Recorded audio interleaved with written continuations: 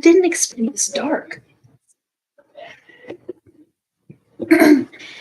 Expected it to dark. I didn't expect it to dark, and I'm not gonna be staring straight into the camera. I'm gonna be doing some schoolwork. Ooh. The only thing I forgot was like the chicken sandwiches.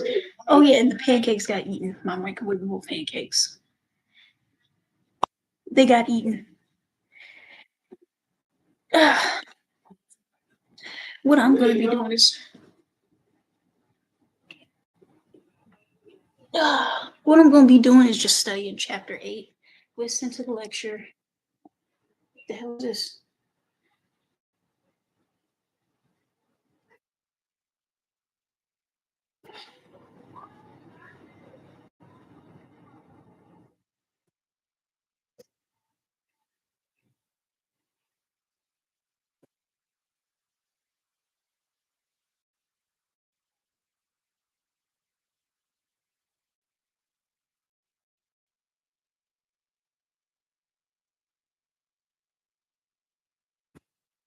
Which one was it on? Was it on Yuzu or was it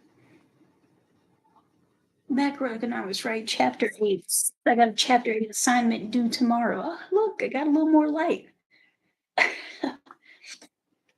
Look at this bull.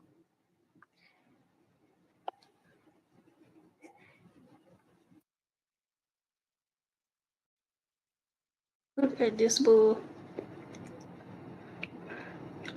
All right, chapter 8. Oh, my back. I'm thinking, should I put the earphone in or no? But but then you'd be sitting here in silence.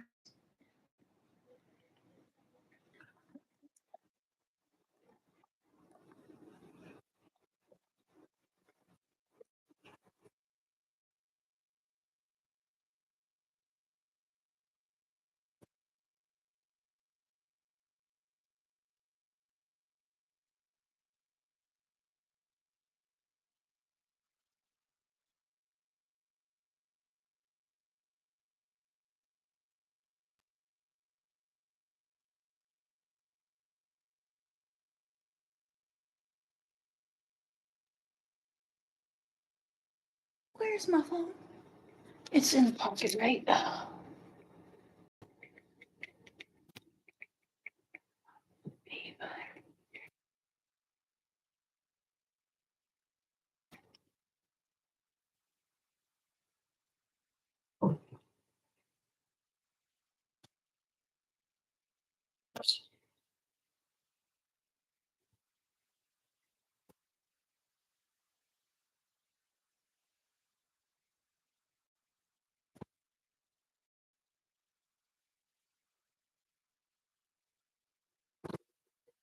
All right.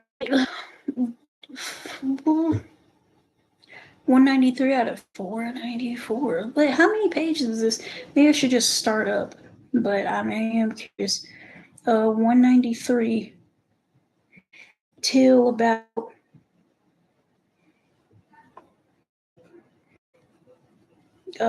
12. 7 plus 12. What like? Okay, so that's like 3. No, that's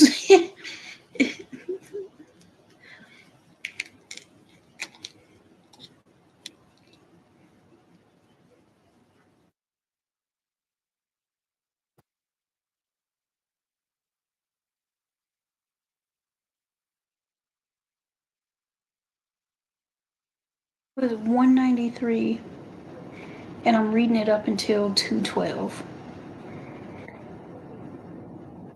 Actually, it's not till 212. It's actually till 214.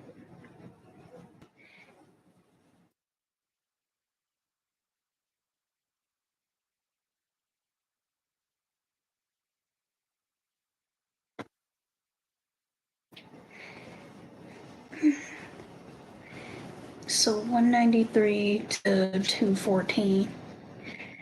Do I really need to bring out the calculator for this? 214 minus 190. I'm just curious.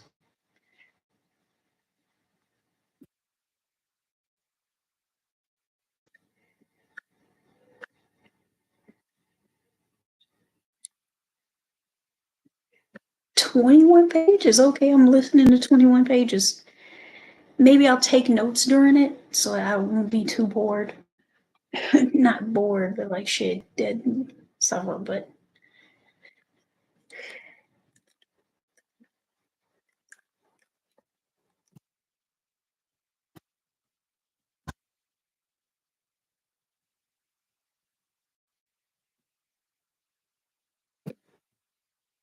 maybe I should learn about some of what the chapter is about before I do that. But I think it's better if I just kind of just listen to it now. Page 193, Chapter 8, The Labor Market, Workers, Wages, and Unemployment. Several employees working in a garment factory. How do globalization and technological change affect wages and employment?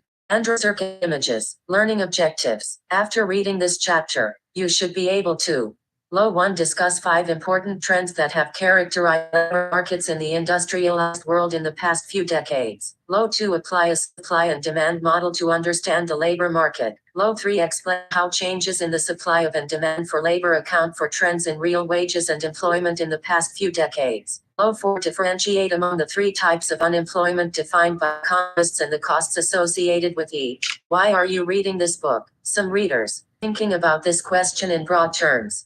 Answer: to better understand the economy and the world around me. Others, focusing more on the here and now, may answer, because it is required reading for my economics class, or even just to pass the final exam. Still other readers would offer other answers, or more than one answer, for an economist, by reading this book, and, more generally, by taking a course or studying for a degree, you are increasing your human capital. The concept of human capital was introduced in Chapter 7, Economic Growth, Productivity, and Living Standards. We described it as comprising one's talents, education, training, and skills, and said that it is acquired primarily through the investment of time, energy, and money. We also said that workers with more human capital are more productive than those with less human capital. How have these productivity gaps changed over time? To what extent have translated to income gaps between workers who manage to keep up with the modern labor market by acquiring the right skills and those unwilling or unable to do so? We also examined the remarkable economic growth and increased productivity that have occurred in the industrialized world over the past 2 centuries.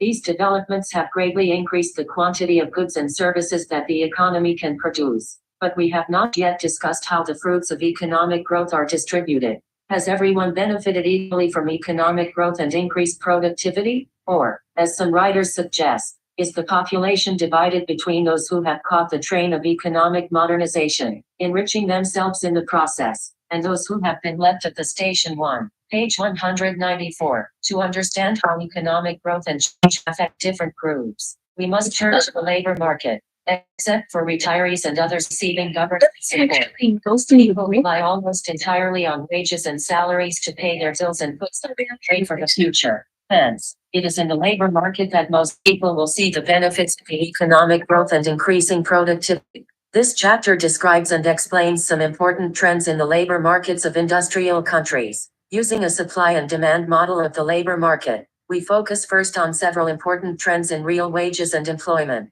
In the second part of the chapter, we turn to the problem of unemployment, especially long-term unemployment. We will see that 2 key factors contributing to recent trends in wages, employment, and unemployment are the globalization of the economy, as reflected in the increasing importance of international trade, and ongoing technological change. By the end of the chapter, you will better understand the connection between these macroeconomic developments and the economic fortunes of workers and their families. 5 important labor market trends. In recent decades, at least 5 trends have characterized the labor markets of the industrialized world. We divide these trends into 2 groups: those affecting real wages and those affecting employment and unemployment. Trends in real wages. Over the 20th century, all industrial countries have enjoyed substantial growth in average real wages. In the United States in 2022, on average, workers' yearly earnings could command more than twice as many goods and services as in 1960 and more than 6 times as much as in 1929.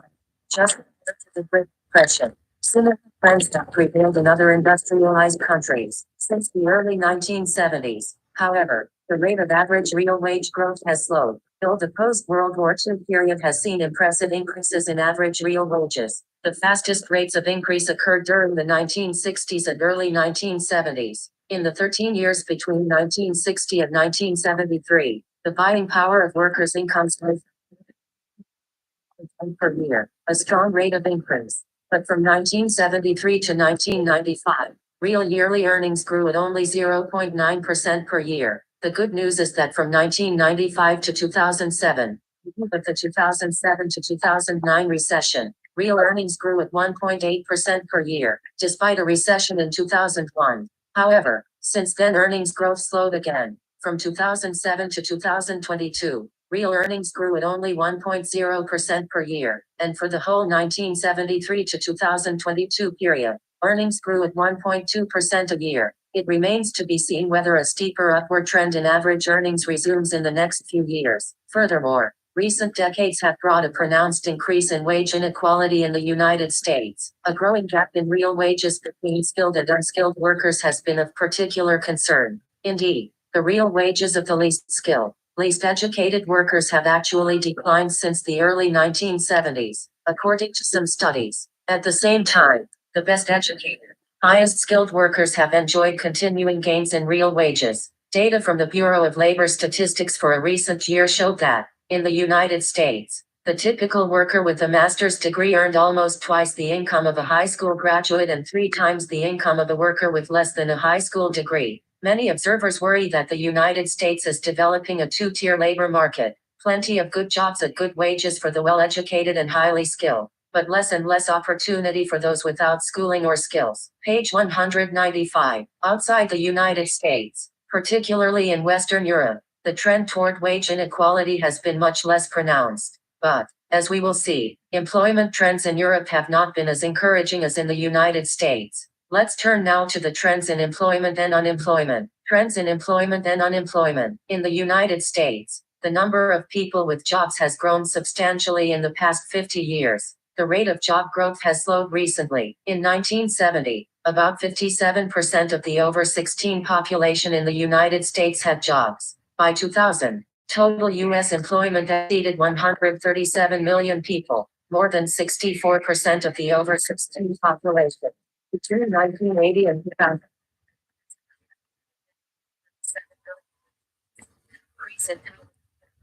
8%, while the over 16 population grew only 27%.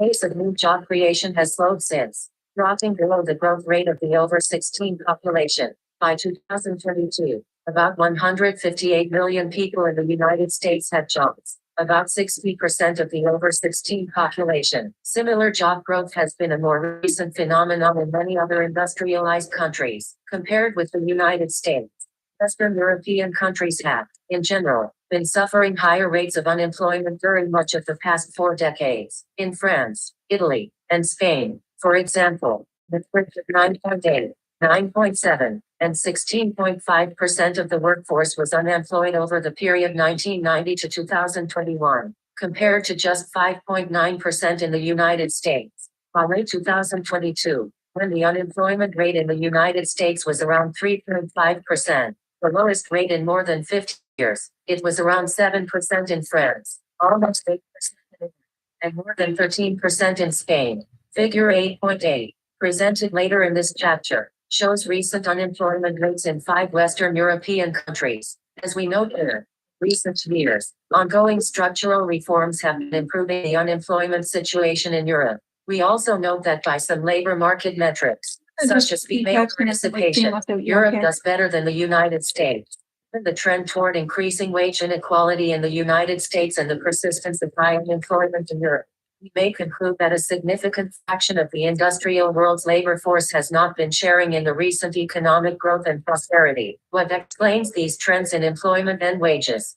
In the remainder of the chapter, we'll show that a supply and demand analysis of the labor market can help explain these important developments. Recap. 5 important labor market trends. Over a long period, average real wages have risen substantially both in the United States and in other industrialized countries. Despite the long-term upward trend in real wages, real wage growth has slowed significantly in the United States since the early 1970s. In the United States, Wage inequality has increased dramatically in recent decades. The real wages of some unskilled workers have actually declined, while the real wages of skilled and educated workers have continued to rise. Employment has grown substantially in the United States in recent decades. However, the rate of growth has slowed since 2000. Since about 1980, Western European nations have experienced high rates of unemployment and low rates of job creation. Page 196. Supply and demand in the labor market. We have seen how supply and demand analysis can be used to determine equilibrium prices and quantities for individual goods and services. The same approach is equally useful for studying labor market conditions. In the market for labor, the price is the wage paid to workers in exchange for their services. The wage is expressed per unit of time, for example, per hour or per year. The quantity is the amount of labor firms use, which in this book we will generally measure by number of workers employed. Alternatively, we could state the quantity of labor in terms of the number of hours worked. The choice of units is a matter of convenience. Who are the demanders and suppliers in the labor market? Firms and other employers demand labor in order to produce goods and services.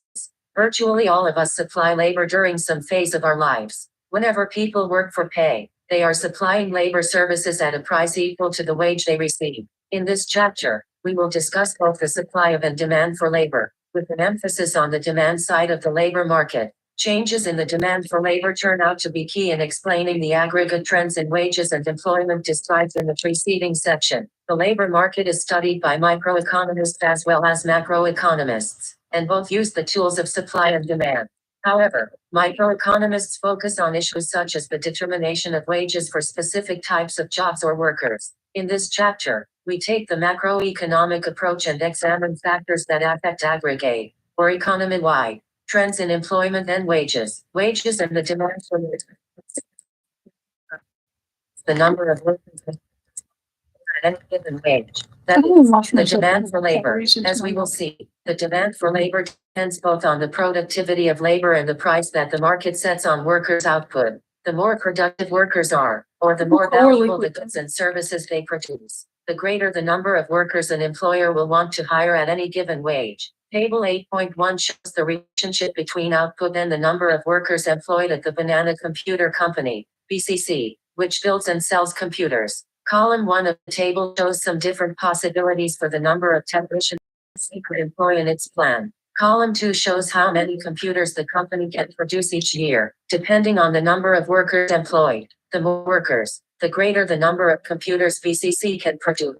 For the sake of simplicity, we assume that the plant, equipment, and materials the workers use to build computers are fixed quantities. Table 8.1 Production and marginal product for Banana computers. Table summary. A table summarizes the number of computers produced per year, marginal product, and the value of marginal product for number of workers listed in column 1. The cells in column 1 and 2 for row 2, 4, 6, 8, 10, 12, 14, 16 well as in column 3 and 4. 1. Number of workers, 2. 0, 0, 20, not 58, 51,000, 5, 115, 46, 1, 7, 33, 8. Column 3 of table 8.1 shows the marginal product of The heck?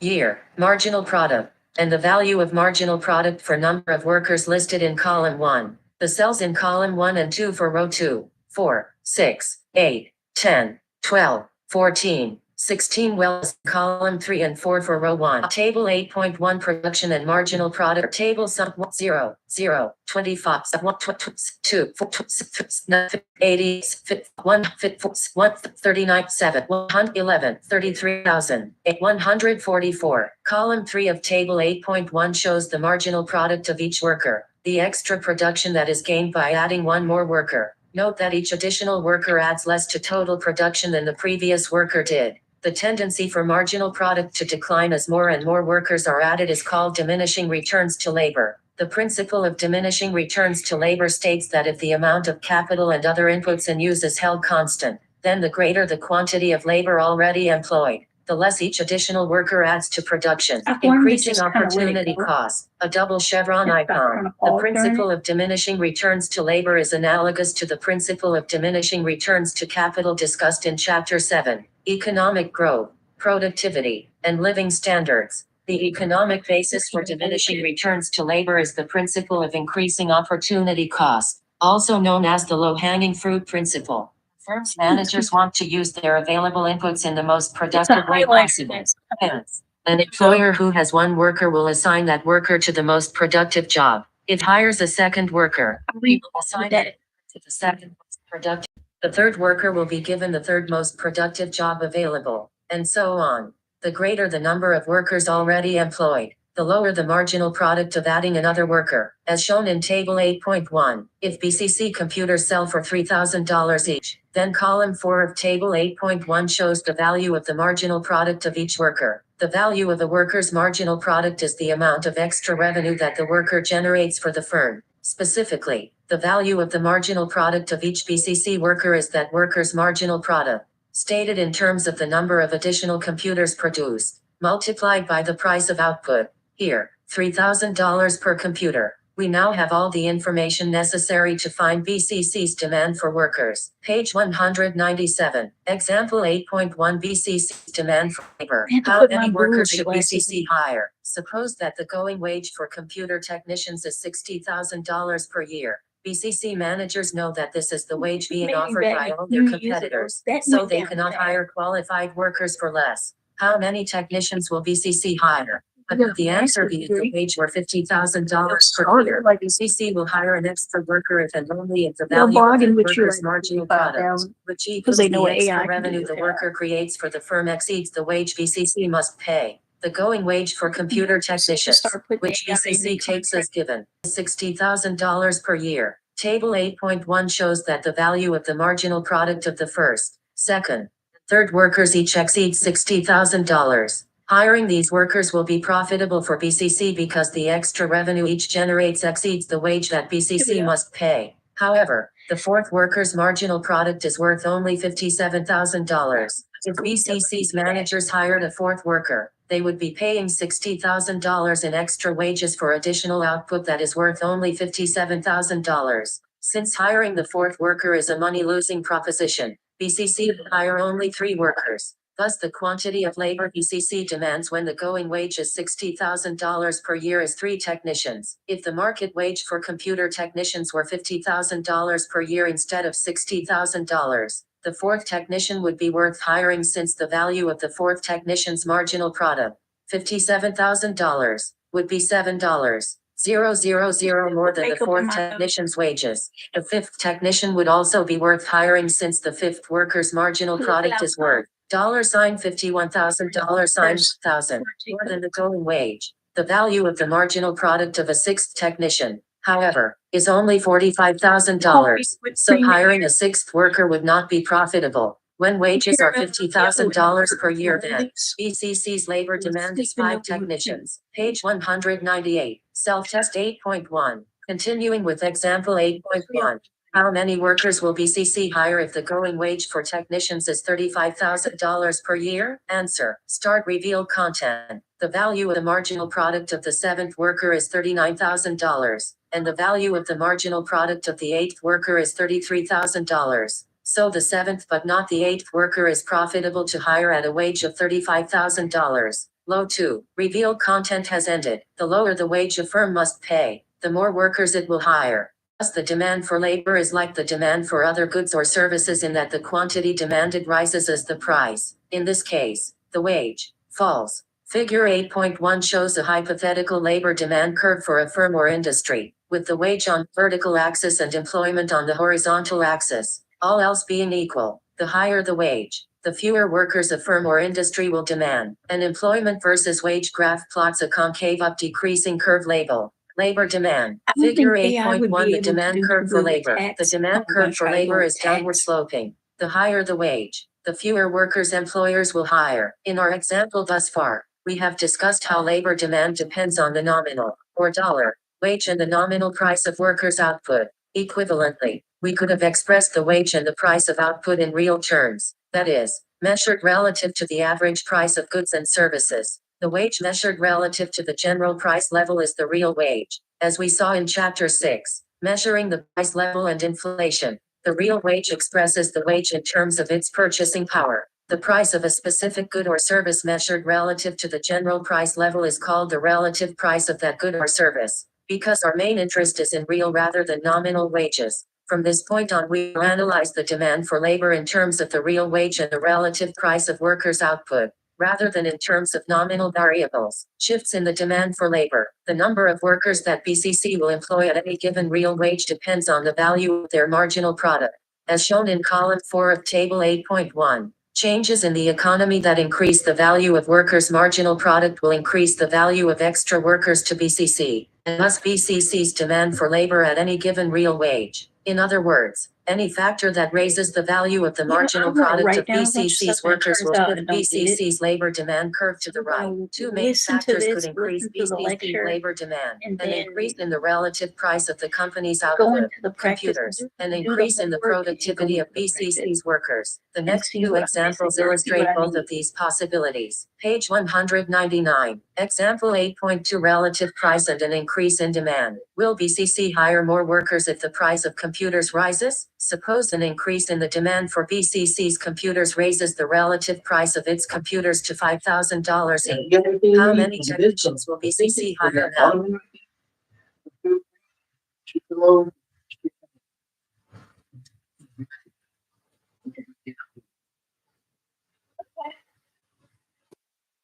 Thank you.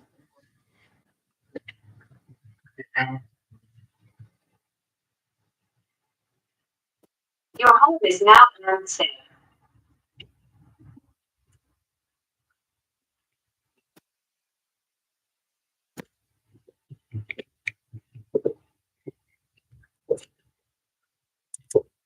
Oh, I'm sorry. Am I in your camera?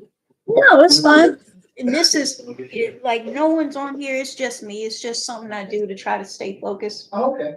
Just a little YouTube live stream. It's just me.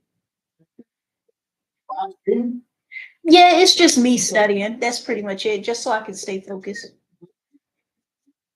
Just talking to myself. I talk to myself all the time. Anyway. So I was thinking, I was like, I could just live stream. Yeah, just like UNCP Jasmine, like it's full name and then my name. Just to have a professional page, just in case they look up my name and then see my other pages. So just like when they look up my name, they'll just see this.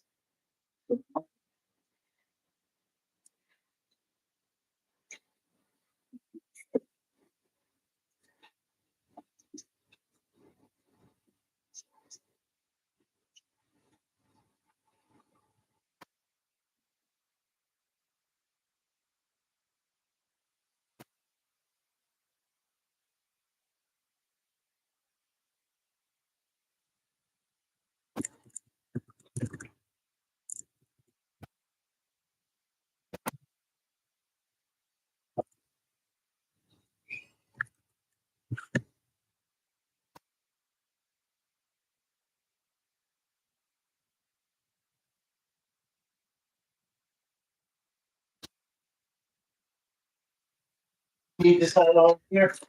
No, no, no. Okay, if you do, you just cut it on, okay? Okay. I'll switch it again.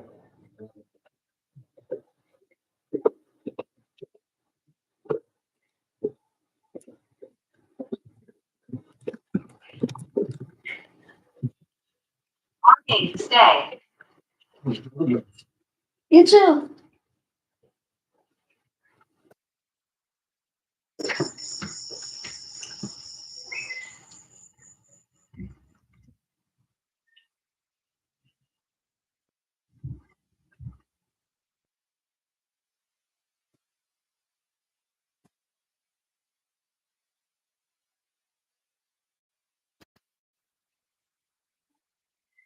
That's my sister's fiance. He works the late shift. I was kind of typing instead of talking, just so it won't. Oh no, it ain't freezing up. Oh, I didn't bring my Connect thing to make it stronger. I'm gonna play it. I'm just If the like, real wage is $60,000 per year, wage is $50,000, the effect of the increase in computer prices is shown in table 8.2. Columns 1 to 3 of the table are the same as in table 8.1. The number of computers a given number of technicians can build. Column 2 has not changed. Hence, the marginal product of particular technicians. Column 3 is the same, but because computers can now be sold for $5,000 each instead of $3,000, the value of each worker's marginal product has increased by 2/3. Compare column 4 of table 8.2 with column 4 of table 8.1. Table 8.2 production and marginal product for banana computers after an increase in computer prices. Table summary. A table summarizes the number of computers produced per year, marginal product, and the value of marginal product for the number of workers listed in column 1. 1. Number of workers. 2. Computers produced per year. 3. Marginal product. 4. Value of marginal product. $5,000 computer. 0, 0, 25, $125,000. 21, 100, 8, 113, 6, 7, 111, 58, 144.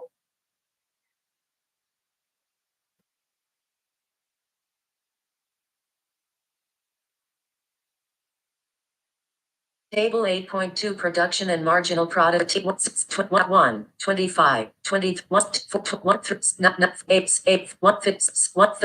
11, 55,000, 8, 144. How does the increase in the relative price of computers affect BCC's demand for labor? Recall from example 8.1 that when the price of computers was $3,000 and the going wage for technicians was $60,000, BCC's demand for labor was 3 workers. But now, with computers selling for $5,000 each, the value of the marginal product of each of the first 7 workers exceeds $60,000. Table 8.2. So if the real wage of computer technicians is still $60,000, BCC would increase its demand from 3 workers to 7. Suppose instead that the going real wage for technicians is $50,000. In the previous example, when the price of computers was $3,000 and the wage was $50,000, BCC demanded 5 workers. But if computers sell for $5,000, we can see from column 4 of table 8.2 that the value of the marginal product of even the 8th worker exceeds the wage of $50,000.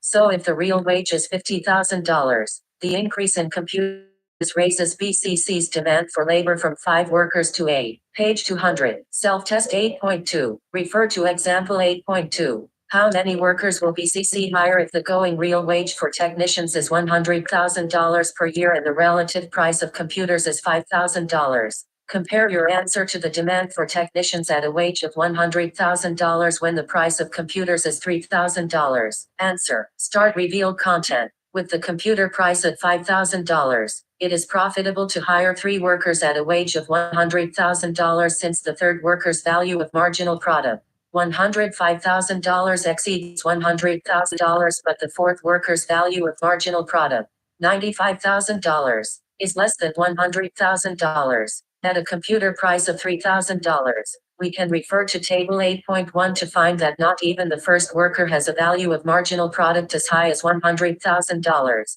So at that computer price, BCC will hire no workers. In short, at a wage of $100,000, the increase computer price raises the demand for technicians from 0 to 3. Low 2. Reveal content has ended. The general conclusion to be drawn from example 8.2 is that an increase in the relative price of workers' output increases the demand for labor, shifting the labor demand curve to the right. As shown in figure 8.2, a higher relative price for workers more valuable, leading employers to demand more workers at any given real wage. An employment versus wage graph plot the rightward shift in the learning labor about demand this so curve far, before and it after just feels relative like price that part of increase. growing Figure up. 8.2, Like, a higher about relative economics price of feels like output the growing increases up the part. demand for labor. An increase in the Okay, relative like, price of workers' people output tell you about- increases the value of their marginal product, shifting the labor demand curve to the right. Access the text alternative for figure 8.2. The second factor that affects the demand for labor is worker productivity. Since an increase in productivity increases the value of a worker's marginal product,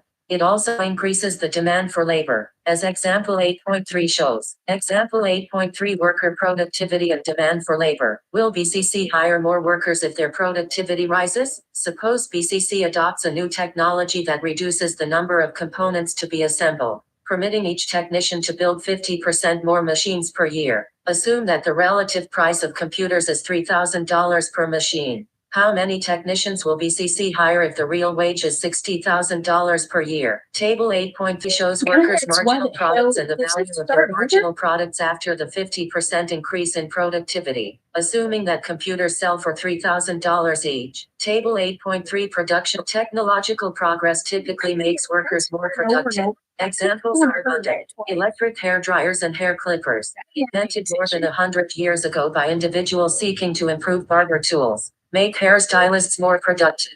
The Global Positioning System, GPS, a satellite-based navigation system developed by the US government a few decades ago, makes drivers more productive. Larger scale examples include momentous breakthroughs like electricity, the engine, aviation, computing, mobile communication, modern medicine, and the list is still long. But sometimes, automation and technical innovation can substitute for certain types of workers, reducing the demand for such workers. From these workers' point of view, opposing new technology could be rational. History is replete with examples of workers who opposed new technologies out of fear that their skills would become less valuable. In England in the early 19th century, rioting workers destroyed newly introduced labor-saving machinery. The name of the workers' reputed leader, Ed Ludd, has been preserved in the term Luddite, meaning a person who is opposed to the introduction of new technologies. The same theme appears in American folk history in the tale of John Henry, the mighty pile-driving man who died in an attempt to show that a human could tunnel into a rock face more quickly than a steam-powered machine. More recently, some production and service workers have expressed concerns that automation, robotics, and artificial intelligence,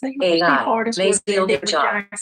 For example, some commercial drivers worry that autonomous cars may eliminate demand for their services. While many technologies unambiguously help drivers, GPS navigation and ride-sharing apps on smartphones, advanced driving assistance systems in cars, and, of course, cars themselves, some technologies can hurt them. Historically, the loss of jobs to new technologies has, on average, been compensated by new jobs created by technology. The overall demand for labor has not decreased. Unemployment has remained low, and average real wages have risen. But while the average worker is typically much better off with new technology, not all workers are. Later in this chapter, we discuss the role of technology in increasing economic inequalities. The supply of labor. We have discussed the demand for labor by employers. To complete the story, we need to consider the supply of labor. The suppliers of labor are workers and potential workers. At any given real wage, potential suppliers of labor must decide if they are willing to work.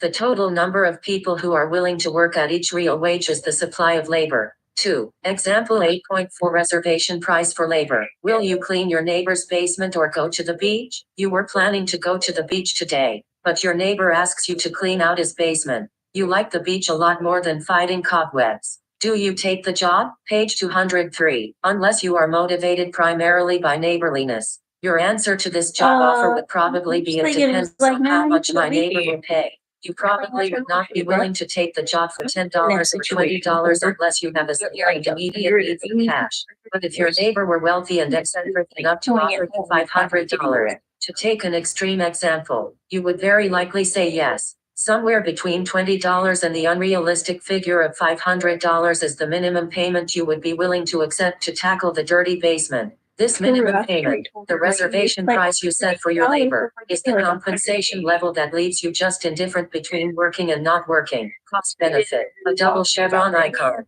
In economic terms, deciding whether to work at any given wage is a straightforward application of the cost benefit principle. The cost to you of cleaning out the basement is the opportunity cost of your time. You would rather be surfing, plus the cost you place on having to work in unpleasant conditions. You can measure this total cost in dollars simply by asking yourself, what is the minimum amount of money I would take to clean out the basement instead of going to the beach? The minimum payment that you would accept is the same as your reservation price. The benefit of taking the job is measured by the pay you receive, which will go toward that new smartphone you want.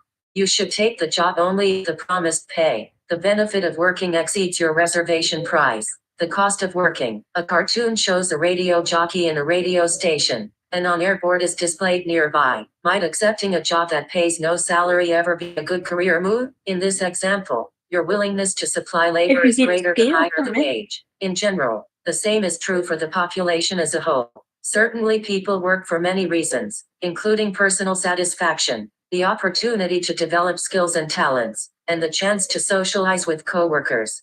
Still, for most people, income is one of the principal benefits of working. So the higher the real wage, the more willing they are to sacrifice other possible uses of their time. The fact that people are more willing to work when the wage they are offered is higher is captured in the upward slope of the supply curve of labor. See figure 8.4. An employment versus wage graph plots an increasing curve labeled labor supply. Figure 8.4. The supply of labor. The labor supply curve is upward sloping because, in general, the higher the real wage, the more people are willing to work. Self-test 8.4. You want to Higher make the a wage, career in more people broadcasting. will work. The local radio station is offering an unpaid summer They internship really that would go give that you far. valuable I experience. feel like a Your lot of them alternative to the go that internship far. is to earn $3,000 working in a car wash. How would you decide which job to take? Would a decision to take the internship contradict the conclusion that the labor supply curve is upward sloping? Answer. Start reveal content. Even though you are receiving no pay, the valuable experience you gain as an intern is likely to raise the pay you will be able to earn in the future. So it is an investment in human capital. You also find working in the radio station more enjoyable than working in a car wash.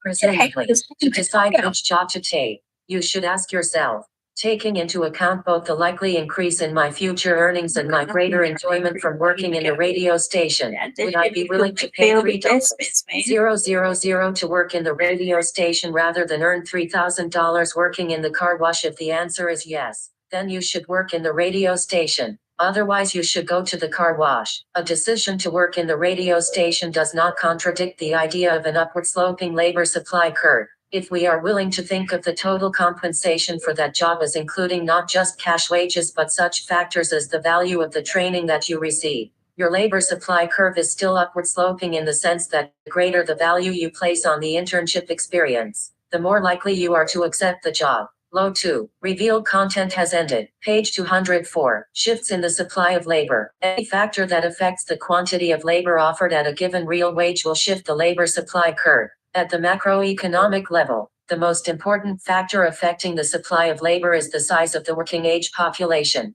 which is influenced by factors such as the domestic birth rate, immigration and emigration rates, and the ages at which people normally first enter the workforce and retire. All else being equal, an increase in the working age population raises the quantity of labor supplied at each real wage, shifting the labor supply curve to the right. Changes in the percentage of people of working age who seek employment, for example, as a result of social changes that encourage women to work outside the home, can also affect the supply of labor. Now that we have discussed both the demand for and supply of labor, we are ready to apply supply and demand analysis to real-world labor markets. But first, try your hand at using supply and demand analysis to answer the following question. Self-test 8.5. Labor unions typically favor tough restrictions on immigration, while employers tend to favor more liberal rules. Why? Hint. How is an influx of potential workers likely to affect real wages? Answer. Start revealed content. Immigration to a country raises labor supply.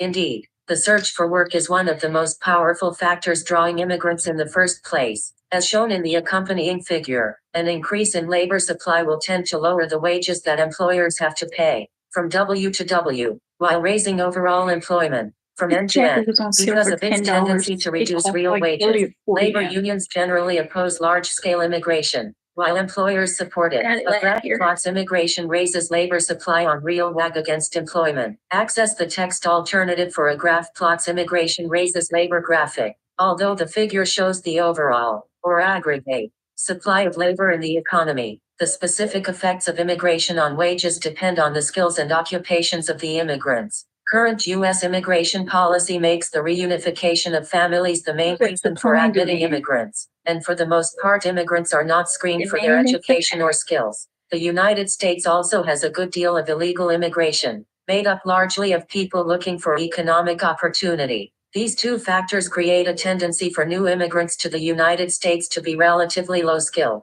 Since immigration tends to increase the supply of unskilled labor by relatively more, it depresses wages of domestic low-skilled workers more than it does the wages of domestic high-skilled workers. Some economists, such as George Borjas of Harvard University, have argued that low-skilled immigration is another important factor reducing the wages of less skilled workers relative to workers with greater skills and education. Borjas argues that the United States should adopt the approach used by Canada and give preference to potential immigrants with relatively higher levels of skills and education. Low 2. Revealed content has ended. Recap. Supply and demand in the labor market. The demand for labor. The extra production gained by adding one more worker is the marginal product of that worker. The value of the marginal product of a worker is that worker's marginal product times the relative price of the firm's output. A firm will employ a worker only if the worker's value of marginal product, which is the same as the extra revenue the worker generates for the firm, exceeds the real wage that the firm must pay. The lower the real wage, the more workers the firm will find it profitable to employ. Thus, the labor demand curve, like most demand curves, is downward sloping for a given real wage, and the change that increases the value of workers' marginal products will increase the demand for labor and shift the labor demand curve to the right. Examples of factors that increase labor demand are an increase in the relative price of workers' output and an increase in productivity. The supply of labor. An individual is willing to supply labor if the real wage that is offered is greater than the opportunity cost of the individual's time. Generally, the higher the real wage, the more people are willing to work. Thus, the labor supply curve, like most supply curves, is upward sloping for a given real wage. Any factor that increases the number of people available and willing to work increases the supply of labor and shifts the labor supply curve to the right. Examples of factors that increase labor supply include an increase in the working age population or an increase in the share of the working age population seeking employment. Explaining the trends in real wages and employment. We are now ready to analyze the important trends in real wages and employment discussed earlier in the chapter. Page 205. Large increases in real wages in industrialized countries. As we discussed, real annual earnings in the United States have increased more than sixfold since 1929. And other industrialized countries have experienced similar gains. These increases have enabled the standard of living in these countries, but the wages increased by so much in the United States and other industrialized countries. A large increase in real wages results from the sustained growth in productivity experienced by the industrialized countries during the 20th century. We mentioned this growth in productivity in Chapter 4, Macroeconomics, the bird's eye view of the economy, and discussed its determinants and consequences in Chapter 7, Economic Growth, Productivity, and Living Standards.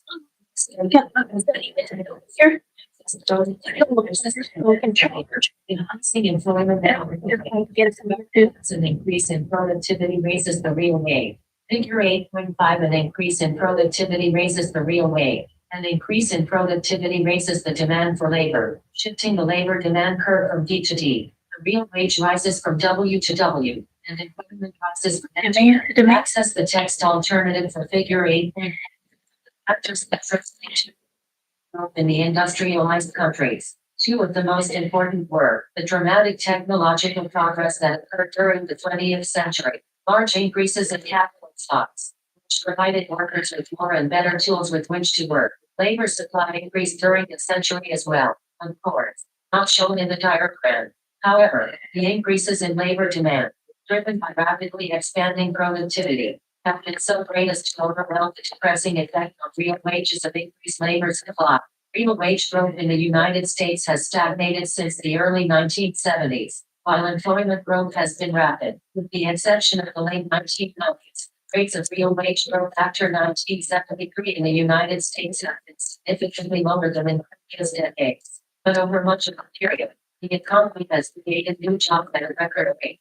What accounts for these trends? Let's begin with the slowdown in real wage growth since the early 1970s. Supply and demand analysis tells us that a slowdown in real wage growth must result from slower growth in the demand for labor, or rapid growth in the supply of labor. Both. On the demand side, since the early 1970s, the United States and other industrialized nations have experienced a slowdown in productivity growth.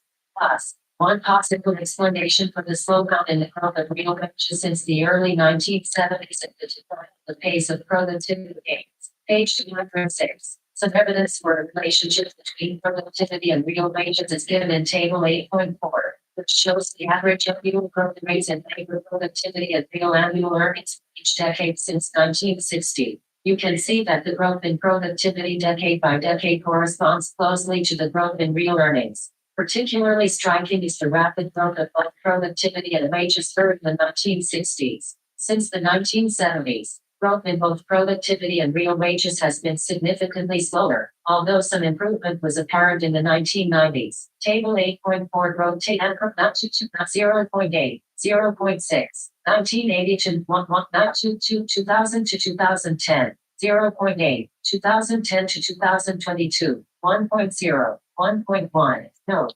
productivity is real GDP divided by civilian employment. Real earnings equal total compensation of employees divided by civilian employment and inflated by the GDP deflator.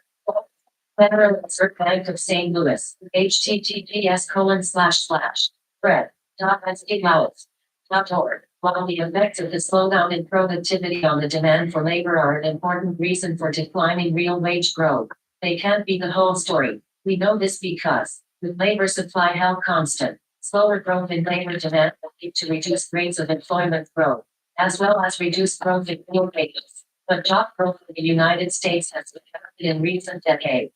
Large increases in employment in the face of slow growth of demand can be explained only by simultaneous increases in the supply of labor. See Self-Test 3.6. Labor supply in the United States does appear to have grown rapidly until recently. In particular, increased participation in the labor market by women increased the U.S. supply of labor from the mid-negative 1970s to the late 1990s. Other factors, including the coming of age of the baby boomers and high rates of immigration, also help explain the increase in the supply of labor during those years. The combination of slower growth in labor demand, the result of the productivity slowdown and accelerated growth in labor supply, the result of increased participation by women in the workforce, together with other factors, helps explain why real wage growth was sluggish for 30 years in the United States, even as employment grew rapidly. But about the 2000s, here the story is different. On the supply side, the participation rate of women in the workforce leveled off and then started slowly declining in the 2000s.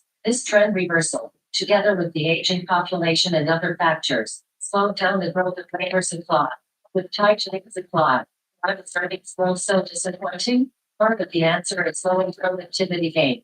But again, productivity alone cannot be the whole story, as Table 8.4 shows. While increasing more slowly than in the 1990s, on average productivity still grew during the 2000s about twice as fast as real earnings, before slowing further in the 2010s. So another part of the answer must be that the demand for labor slowed more than the supply of labor for reasons other than productivity. One reason could be weak demand for the products of labor, namely goods and services. This explanation leads to mild recession. Recessions are periods of particularly weak demand. The 2010s and the future, as we have seen, labor supply growth is likely to continue slowing as the baby boomers retire. Productivity gains in 2010 and early 2020s have so far been disappointing, in spite of the 2010 seeing the longest expansion on record. Expansions, in contrast with recession, are the periods of growth in demand. If productivity starts accelerating again, perhaps reflecting the benefits of new technology. Among other factors, there seems a good chance that the more rapid increases in real wages that began around 1996 will return in years to come. Page 207, Self-Test 8.6. As we have just discussed, relatively weak growth in productivity and relatively strong growth in labor supply after about 1973 can explain the slowdown in real wage growth. The more rapid expansion in employment after about 1973 showed this growth rapidly by drawing to supply and demand diagrams of the labor market, one corresponding to the period 1960 to 1973 and the other to 1973 to 1995. Assuming that productivity growth was strong but labor supply growth was modest during 1960 to 1973, show that we would expect to see rapid real wage growth but only moderate growth in employment in that period. Now apply the same analysis to 1973 to 1995, assuming that productivity growth is weaker but labor supply growth is stronger than in 1960 to 1973. What should be the real wage 1973 to 1995 relative to the earlier period? What could account for increased real wage growth in What? 1970? Faith on all my devices. Part. The accompanying figure shows the labor market in 1960 to 1973. Part B shows the labor market in 1973 to 1995. For comparability, Red. D. State in both parts. Look at red The tattoos. official values of the real wage and employment. I heard black and blue are really hard to erase, but like red is pretty good. And like red on brown skin, I think it looks pretty nice. I don't want a red tattoo.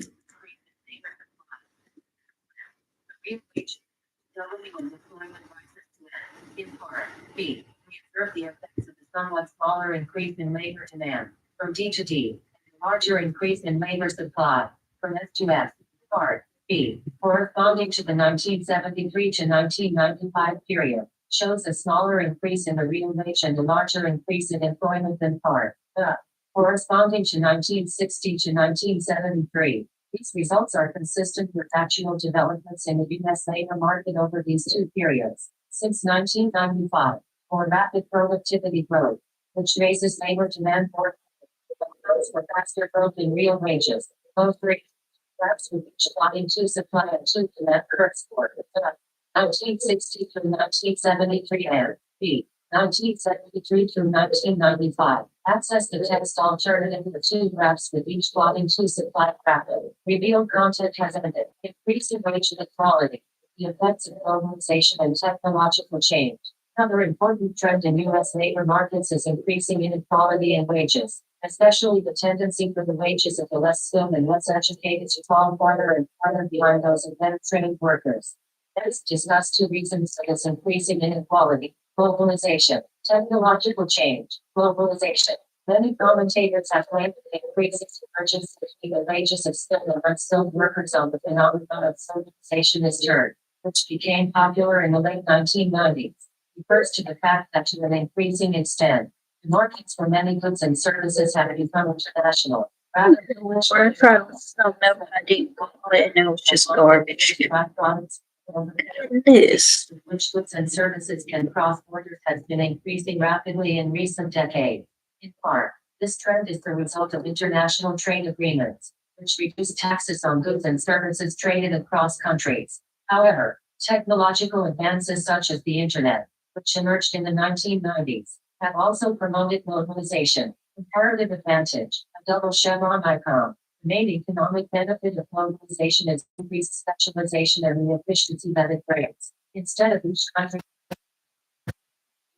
Tattoo this is. concentrate on those goods and services of which it is relatively most efficient.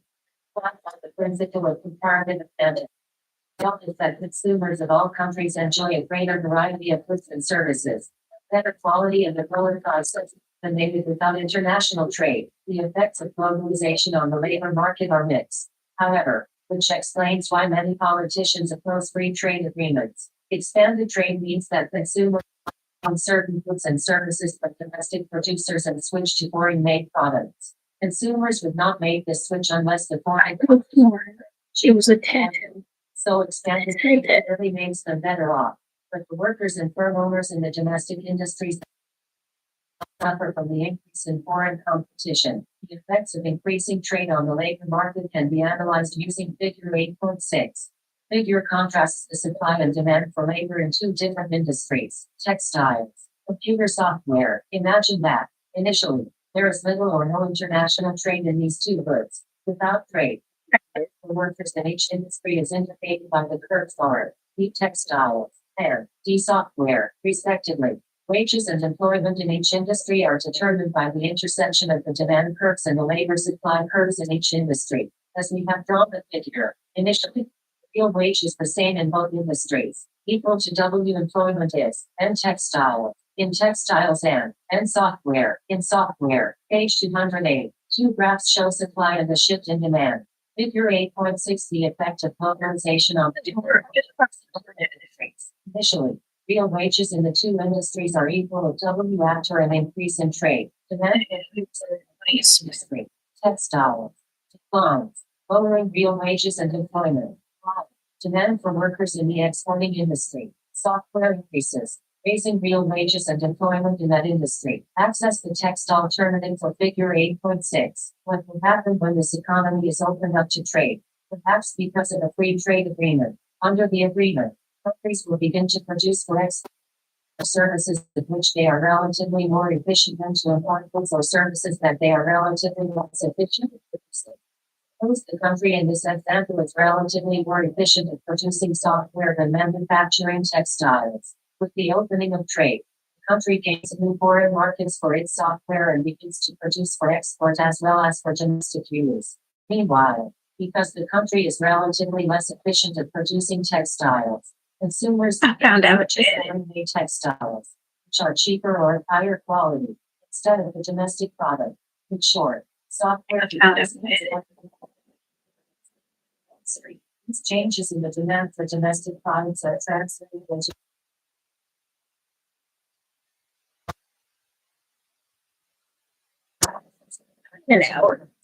higher price for domestic software. In turn, raises the value of the marginal products of software. Stage of the run. These pages figure 8.6. B. Wages in the software industry. I feel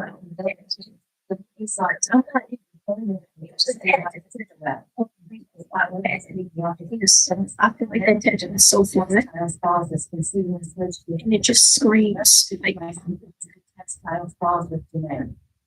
I'm listening to my notes, listening to the chapter, but there's no way in hell I'm gonna need all the pages. I'm listening out for the important stuff.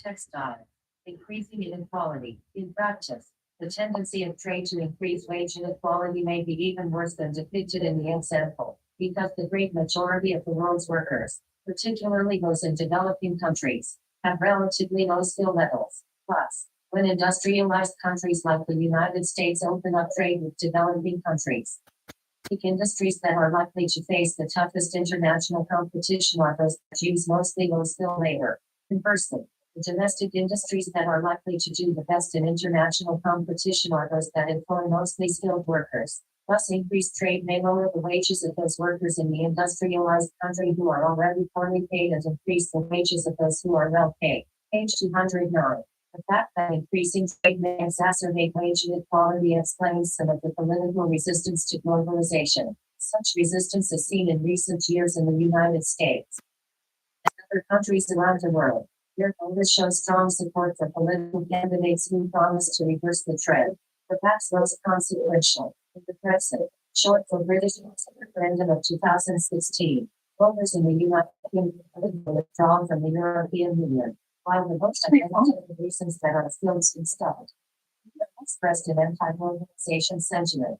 For example, or anti-immigration positions, in the context of labor market concerns. In the United States, in the 2016 election, presidential candidates of both parties opposed ratification of a comprehensive Asian trade agreement, Trans-Pacific Partnership, TPP, and both President Trump, a Republican, and President Biden, a Democrat, have shown a willingness to impose tariffs on imports and bans on exports for economic and political purposes and to undo some of the economic integration of the United States with China and other trading partners. But attempts to reverse the trend of globalization, if they succeed, come with their own costs to society because increasing trade and specialization is a major source of improvement in living standards.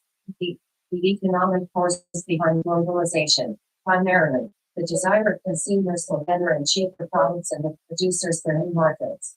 so powerful that the process would be hard to stop even if government officials were determined to do so, rather than trying to stop globalization. Helping the labor market adjust to the effects of globalization may be a better course. Indeed, our analysis of supply and demand in the labor market suggests that to a certain extent, at least in theory, the economy will adjust on its own.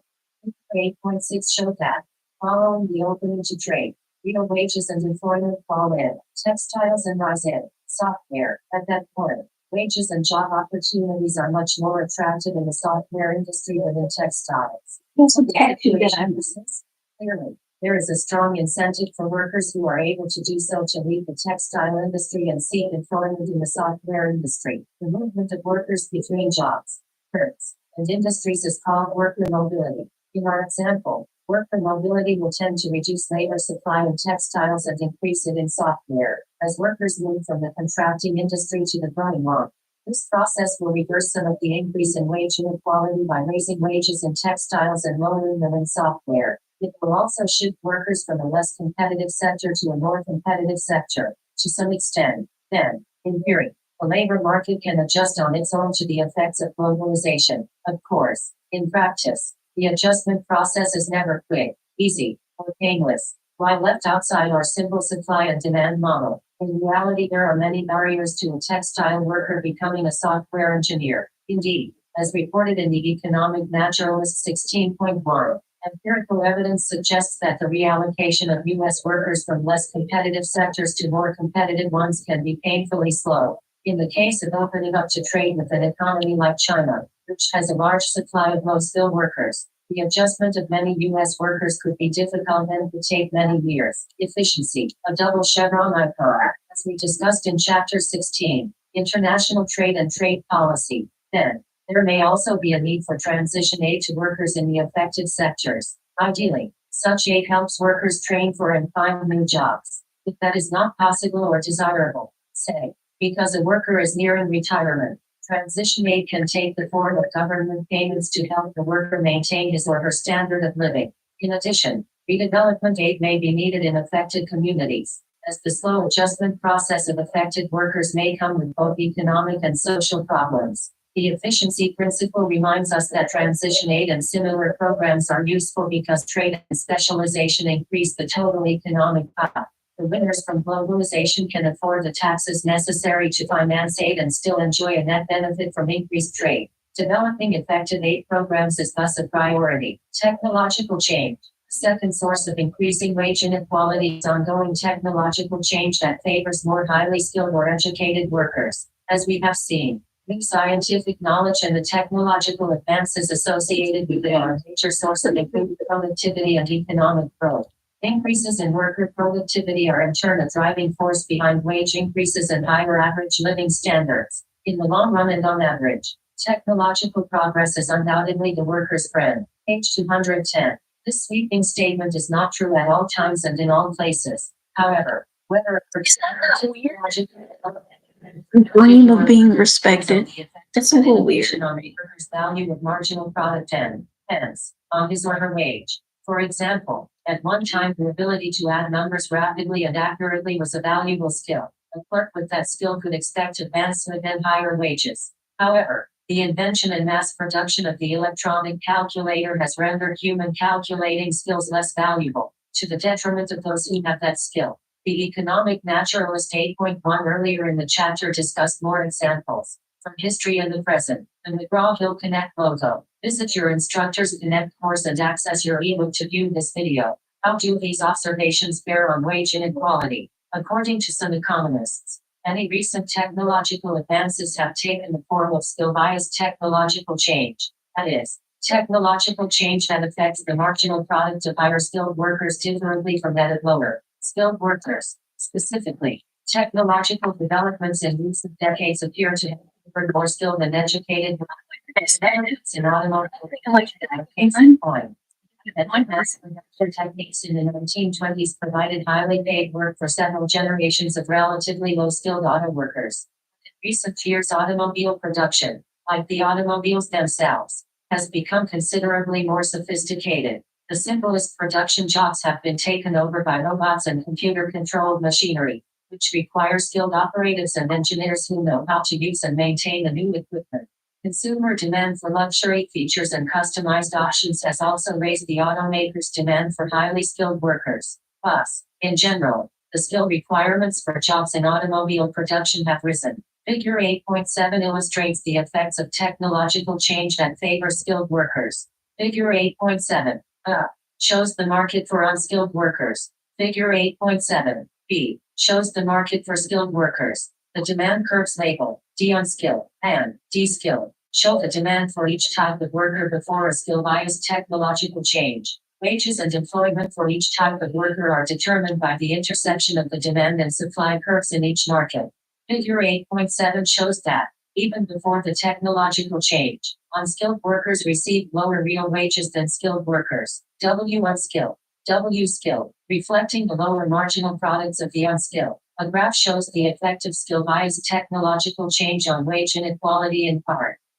Unskilled workers. A graph shows the effect of skill-biased technological change on wage inequality in part. B. Skilled workers. Figure 8.7 The effect of skill-biased technological change on wage inequality. The figure shows the effects of a skill-biased technological change that increases the marginal product of skilled workers and reduces the marginal product of unskilled workers. The resulting increase in the demand for skilled workers raises their wages. B. While the decline in demand for unskilled workers reduces their wages. Wage inequality increases. Access the text alternative for figure 8.7. AB, page 211. Now suppose that a new technology, computer-controlled machinery, for example, is introduced. This technological change is biased towards skilled workers, which means that it raises their marginal productivity relative to unskilled workers. We will assume in this example that the new technology also lowers the marginal productivity of unskilled workers, perhaps because they are unable to use the new technology. But all that is necessary for our conclusions is that they benefit less than skilled workers. Figure 8.7 shows the effect of this change in marginal products. In part, B. The increase in the marginal productivity of skilled workers raises the demand for those workers. The demand curve shifts rightward to D skill. Accordingly, the real wages and employment of skilled workers also rise. In contrast, because they have been made less productive by the technological change, the demand for unskilled workers shifts leftward to D unskilled. Figure 8.7. Lower demand for unskilled workers reduces their real wages and employment. In summary, this analysis supports the conclusion that technological change that is biased in favor of skilled workers will tend to increase the wage gap between the skilled and unskilled. Empirical studies have confirmed the role of skill-biased technological change in recent increases in wage inequality. Because new technologies that favor skilled workers increase wage inequality, should government regulators act to block them? As in the case of globalization, most economists would argue against trying to block new technologies since technological advances are necessary for economic growth and improved living standards. If the Luddites had somehow succeeded in preventing the introduction of labor-saving machinery in Great Britain, economic growth and development over the past few centuries might have been greatly reduced. Remedies for the problem of wage inequalities caused by technological change are similar to those of wage inequalities caused by globalization. First among them is worker mobility. As the pay differential between skilled and unskilled work increases, unskilled workers will have a stronger incentive to acquire education and skills, to everyone's benefit. The second remedy is transition aid. Government policymakers should consider programs that will help workers retrain if they are able, or provide income support if they are not. Illustration of the Ginkgo biloba leaf. Economic Naturalist 8.2. How did the COVID-19 pandemic affect the demand for U.S. jobs? In the 10 years from February 2010 to February 2020, the U.S. economy created on average 190,000 new jobs each month, or almost 2.3 million new jobs each year. But the streak of good employment news ended in March 2020, when the United States was hit by the COVID-19 pandemic. In the course of a single month, almost 1.4 million jobs were eliminated, making it the worst month for job growth since September 1945, when World War II ended and almost 2 million jobs were eliminated. A large packaging area with people working on counters with cardboard boxes and bubble wrappers. The pandemic didn't reduce demand for these workers. Terry Pearson, Zuma Press News.com. This 1.4 million figure reflects an extraordinarily large net reduction in jobs. It suggests that the COVID-19 pandemic and people's and governments' reactions to it had disastrous effects on the overall demand for workers. But different jobs fared differently, as people stayed home to keep the social distancing requirements that stopped the virus from spreading. Almost two-thirds of the jobs eliminated were in the leisure and hospitality sector. Jobs in restaurants, bars, and other places providing food and drink services were hit especially hard, accounting for more than 90% of the lost jobs in that sector. Many of these jobs were low-skilled jobs. At the same time, the economy created tens of thousands of jobs in other sectors. It is no surprise that new jobs were created in hospitals and outpatient care centers. In addition, as the economy was transitioning to dealing with the pandemic, new jobs were added in finance and insurance, management, accounting, computer systems, technical consulting, scientific research and development, data processing, and other information services. Many of these added jobs require education, training, and experience, and some of them can be done from home. But thousands of new jobs were also added that require less skill, including in retail, warehousing, storage, and supermarkets. Page 212. These different trends in different parts of the economy continued on. For example, as tourism plummeted, jobs in airlines and hotels were eliminated with unprecedented speed. At the same time, online shopping increased so dramatically that Amazon announced in mid-March that it was going to hire 100,000 new warehouse and delivery workers. Overall, though, the pandemic's net effect on the demand for jobs was unambiguously large and negative. Indeed, the destruction of 1.4 million jobs in March was followed by the destruction of almost 21 million jobs in April. That's almost 1 in 7 U.S. jobs eliminated in a single month. These shifts in the demand for labor could have important long-run effects that may persist long after the crisis. For example, teleworking and online shopping may remain widespread in the future at the expense of transportation and brick-and-mortar stores. All this remains to be seen. Recap. Explaining the trends in real wages and employment. Long-term increase in real wages enjoyed by workers in industrial countries results primarily from large productivity gains, which have raised the demand for labor. Technological progress and an expanded and modernized capital stock are two important reasons for these long-term increases in productivity. The slowdown in real wage growth that began in the 1970s resulted in part from the slowdown in productivity growth, and, hence, the slower growth in labor demand that occurred at about the same time as increased labor supply, rising from such factors as the increased participation of women and the coming of age of the baby boom generation. Also expanded employment. In the latter part of the 1990s, resurgence in productivity was accompanied by increase in real wage growth. If such productivity growth returns in years to come, real wages are expected to resume their faster growth.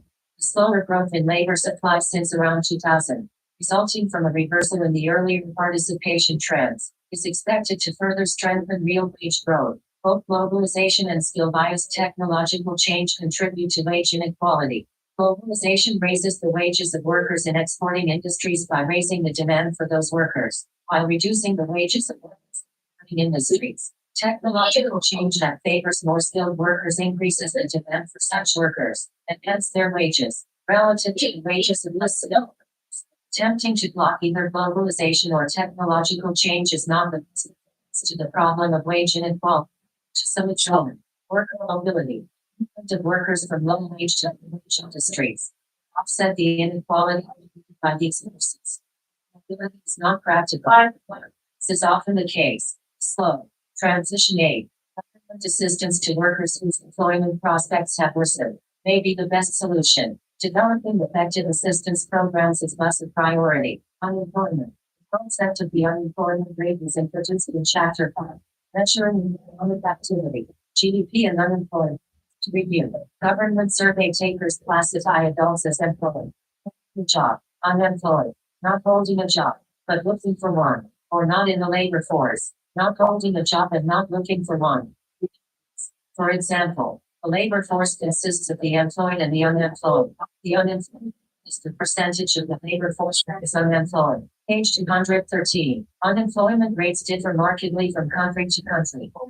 Countries measure their unemployment rates in slightly different ways. One should be careful to compare only unemployment rates that are measured similarly or adjusted to be comparable. Unemployment rates also vary with time. In the United States, Unemployment rates reached historic lows in 2000, 4% of the labor force, but were almost 2.5 times higher a decade later, reaching 9.6% in 2010, before gradually declining to become the lowest in 50 years, 3.5% in late 2019. Then, in April 2020, as entire sectors of the economy temporarily shut down due to the COVID-19 pandemic, the unemployment rate shot up to 14.7%, more than 4 times what it had been nearly 2 months earlier.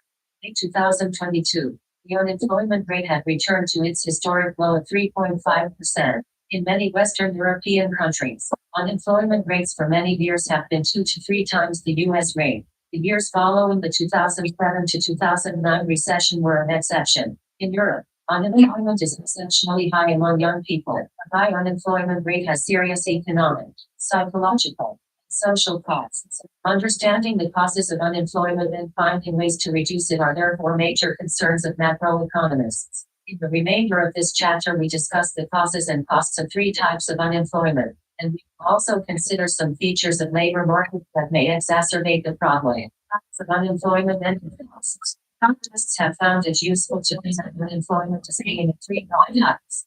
Unemployment, structural unemployment, passive unemployment. Each type of unemployment has different causes and faces different economic and social costs. Structural unemployment. The function of the labor market is to match available jobs with government workers. All jobs and workers are the same. Instead of jobs is static and unchanging. This matching process would be quick and easy, but the real world is more complicated. Practice. Both jobs and workers are highly heterogeneous. Jobs differ in their location. Next thing is their working conditions and hours. And value to ways. Professions differ in their career aspirations, skills and experience. Rest of travel. So long. The labor market is also dynamic, constantly changing and evolving. On the demand side of the market, technological advances, globalization, and changing consumer tastes spur the creation of new products, new firms, and even new industries, while outmoded products, firms, and industries disappear. Thus, CD players replaced record players and then were replaced by media playing apps and streaming services. As a result of this upheaval, new jobs are constantly being created, while some old jobs cease to be viable. The workforce in a modern economy is equally dynamic. People move, gain new skills, leave the labor force for a time to rear children or go back to school, and change careers. Because the labor market is heterogeneous and dynamic, the process of matching jobs with workers often takes time. For example, a software engineer who loses or quits her job in Silicon Valley may take weeks or even months to find an appropriate new job. In her search, she will probably consider alternative areas of software development or even totally new challenges. She may also want to think about different regions of the country in which software companies are located, such as North Carolina's Research Triangle or New York City's Silicon Alley. During the period in which she is searching for a new job, she is counted as unemployed. Short-term unemployment that is associated with the process of matching workers with jobs is called frictional unemployment. Frictional unemployment may even be negative. That is, He's about to spray whipped cream right in his mouth.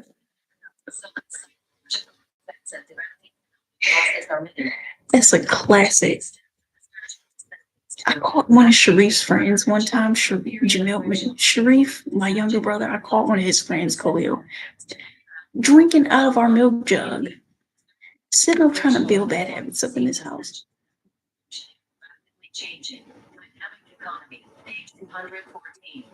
Three more pages.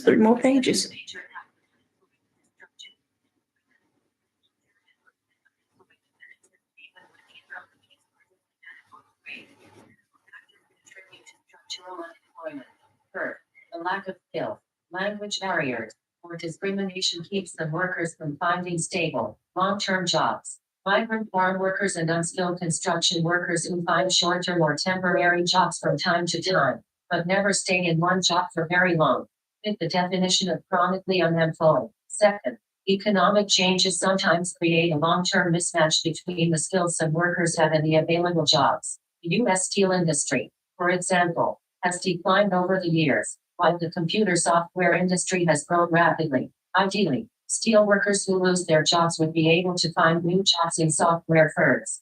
Worker mobility. So their unemployment would be only frictional in nature. In practice, of course, many ex-steelworkers lack the education, ability, or interest necessary to work in the software industry. Since their skills are no longer in demand, these workers may drift into chronic or long-term unemployment. Finally, structural unemployment can result from structural features of the labor market that act as barriers to employment. Examples of such barriers include laws that limit certain types of government help to people without jobs, thus discouraging people from taking a job and losing their benefits as a result. The costs of structural unemployment are much higher than those of frictional unemployment, because structurally unemployed workers do little productive work over long periods. Their idleness causes substantial economic losses both to the unemployed workers and to society. Structurally unemployed workers also lose out on the opportunity to develop new skills on the job, and their existing skills wither from disuse. Long spells of unemployment are also much more difficult for workers to handle psychologically than the relatively brief spells associated with frictional unemployment. Cyclical unemployment. The third type of unemployment occurs during periods of recession, that is, periods of unusually low production, and is called cyclical unemployment. Sharp peaks in unemployment reflect the cyclical unemployment that occurs during recessions. Increases in cyclical unemployment, although they are relatively short-lived, are associated with significant declines in real GDP and are therefore quite costly economically. We will study cyclical unemployment in more detail later in the chapters dealing with booms and recessions. In principle, frictional, structural, and cyclical unemployment add up to the total unemployment rate. In practice, sharp distinctions often cannot be made between the different categories. So any breakdown of the total unemployment rate into the three types of unemployment is necessarily subjective and approximate. Impediments to full employment. In discussing structural unemployment, we mentioned that structural features of the labor market may contribute to long-term and chronic unemployment. One such structural feature is the availability of unemployment insurance, or government transfer payments to unemployed workers. Unemployment insurance provides an important social benefit in that it helps the unemployed to maintain a decent standard of living while they are looking for a job. But because its availability allows the unemployed to search longer or less intensively for a job, it may lengthen the average amount of time the typical unemployed worker is without a job. Most economists would argue that unemployment insurance should be generous enough to provide basic support to the unemployed, but not so generous as to remove the incentive to actively seek work. Plus, unemployment insurance should last for the limited times. Its benefits should not be as high as the income a worker receives when working. Page 215. Cost benefit. A double chevron icon. Many other government regulations bear on the labor market. They include health and safety regulations, which establish the safety standards employers must follow, and rules that prohibit racial or gender-based discrimination in hiring. Many of these regulations are beneficial. In some cases, however, the costs of complying with regulations may exceed the benefits they provide. Further, to the extent that regulations increase employer costs and reduce productivity, they depress the demand for labor, lowering real wages and contributing to unemployment. For maximum economic efficiency, legislators should use cost-benefit criterion when deciding what regulations to impose on the labor market. The points raised in this section can help us understand one of the important labor market trends discussed earlier in the chapter, namely, the persistence of high unemployment in Western Europe. For several decades, unemployment has been exceptionally high in the major countries of Western Europe, as figure 8.8 shows. The figure shows harmonized unemployment rates. Unemployment rates that are calculated by applying a uniform definition to data from different countries, facilitating comparisons. From 1995 to 2005, for example, the harmonized unemployment rate was roughly in the range 8-11% in Germany, 9-12% in France, 8-11% in Italy, and 9-21% in Spain, compared with 5-6% in the United States. In the And then I try to read all the names like that. 1970s, Western Europe consistently enjoyed very low unemployment rates. Why has European unemployment been so stubbornly high for the past decades? The graph shows unemployment rates for Spain, France, Italy, Germany, and the UK. Figure 8.8 unemployment rates in Western Europe, 1991 to 2021. In the largest economies in continental Western Europe, Unemployment rates have been high in recent decades. Source: Harmonized Unemployment Rates, Federal Reserve of St. Louis Economic Data. https://fred.stlowis.org. Access the text alternative for Figure 8.8. One explanation for the high unemployment in major Western European countries is the existence of structural rigidities in their labor markets. Relative to the United States, European labor markets have historically been highly regulated. European governments set rules in matters ranging from the number of weeks of vacation workers must receive to the reasons for which a worker can be dismissed. Minimum wages in Europe are historically high, and unemployment benefits are much more generous than in the United States. European unions are also more powerful than those in the United States. Their wage agreements are often extended by law to all firms in the industry, whether or not they are unionized. This lack of flexibility in labor markets has caused higher frictional and structural unemployment. If European labor markets are historically so dysfunctional, why has serious European unemployment emerged only in the past few decades? One explanation turns on the increasing pace of globalization and skill-biased technological change. As we saw, these two factors decrease the demand for less skilled labor relative to the demand for skilled labor. In the United States, falling demand has depressed the wages of the less skilled, increasing wage inequality. But in Western Europe, high minimum wages, union contracts, generous unemployment insurance, and other factors may have created a floor for the wage that firms could pay or that workers would accept. As the marginal productivity of the less skilled dropped below that floor, firms no longer found it profitable to employ those workers, swelling the ranks of the unemployed.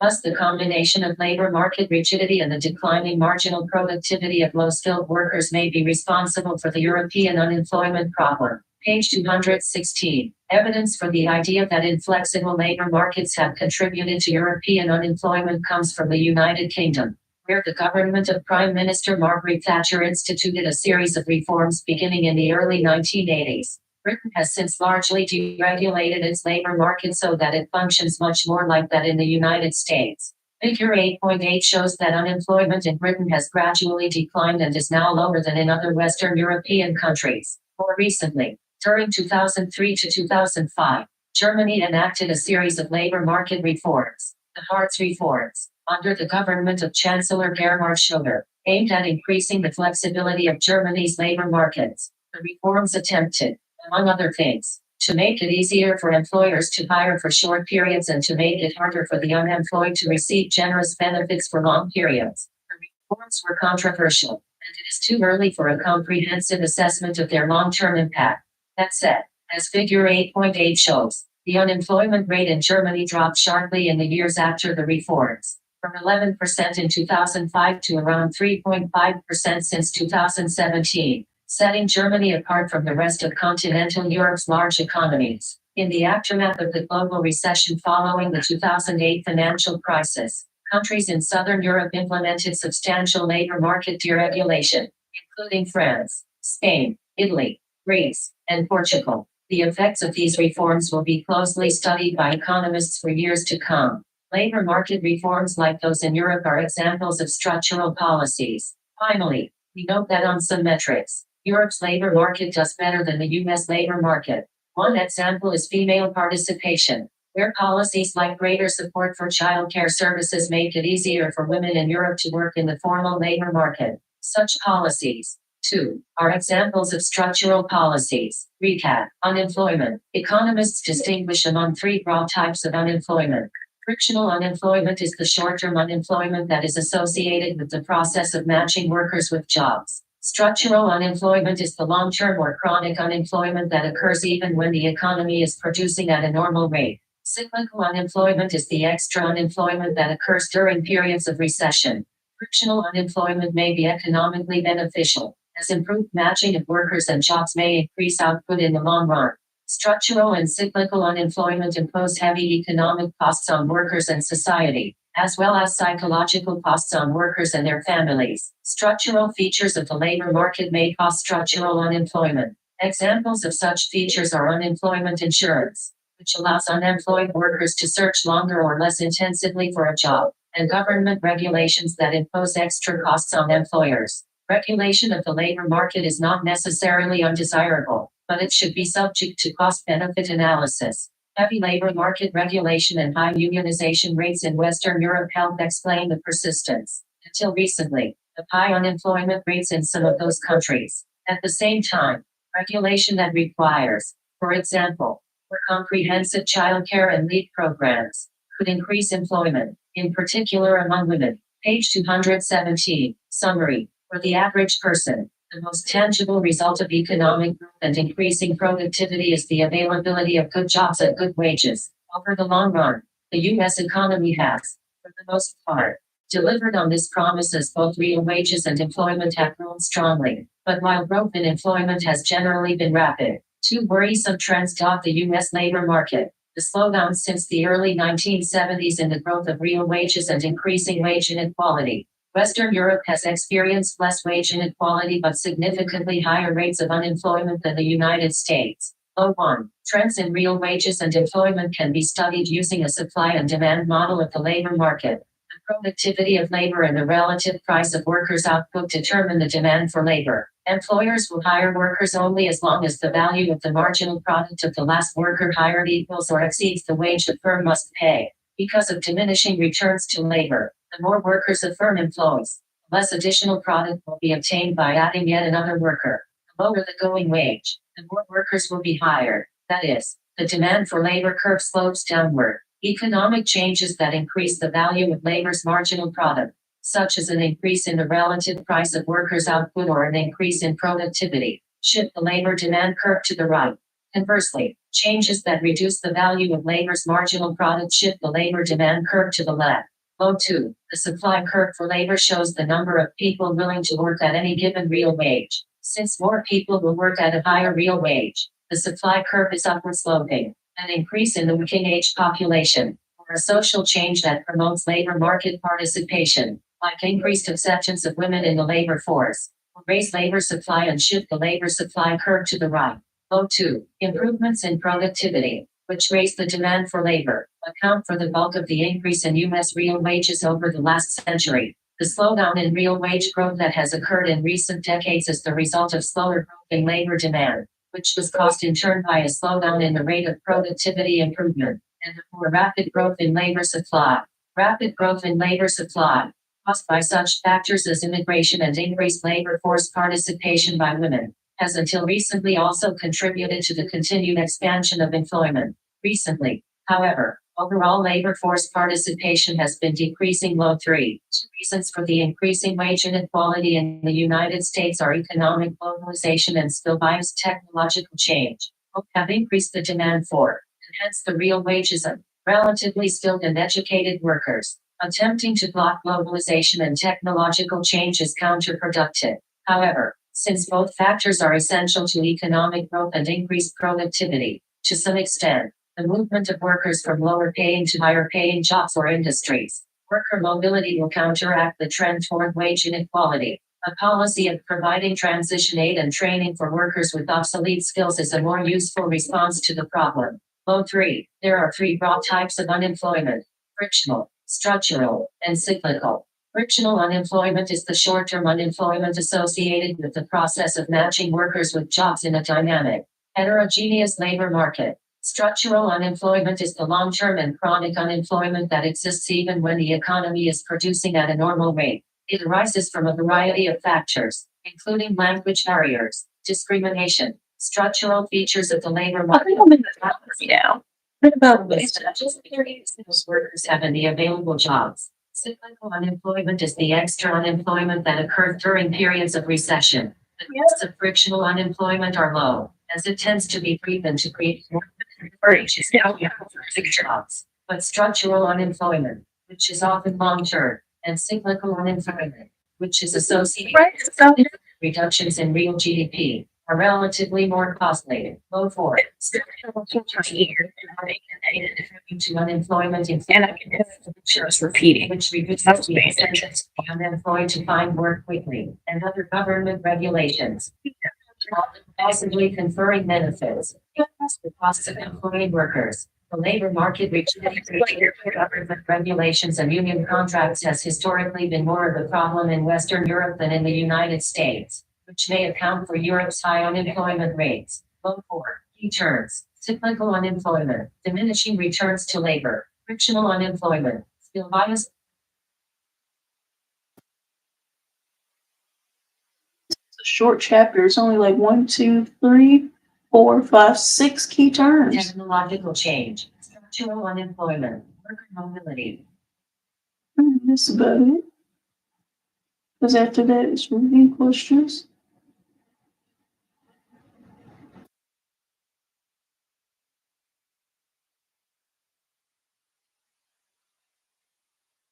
Go into Canvas.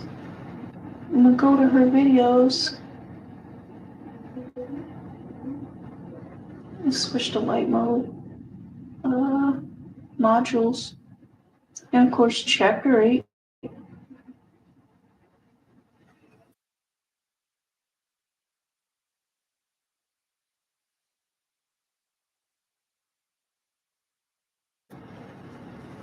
There goes, chapter 8.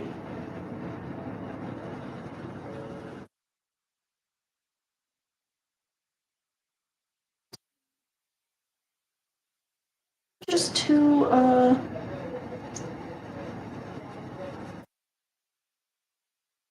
2-hour-long videos, so like 2 hours was about to be taken up.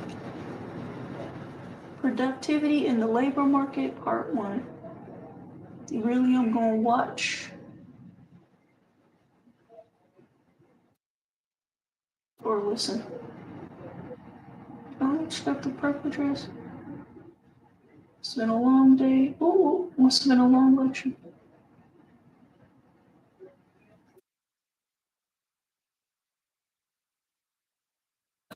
Today we are going to chapter 6.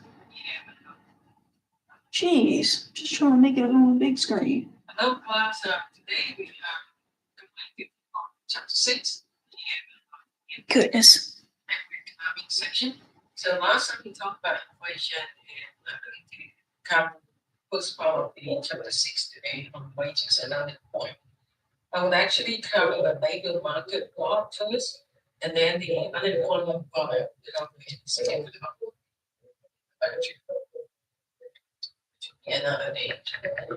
Let's look at a slide. Remember that talk about supply again chapter 3 earlier in the microeconomic section. So now we're moving on to the labor market. And you remember in one of my introduction lectures on microeconomics, I did mention that demand and supply of fundamentals are so important that if you apply to so many markets. So like in chapter 3, we cover some market and product and services. So that's product market. And so now we're going to cover the labor market. We're going to talk about its demand and supply. Fundamentals are very similar. Yeah, because the determinants of the demand side and supply side are very different. So you want to make sure you're not mixing them up.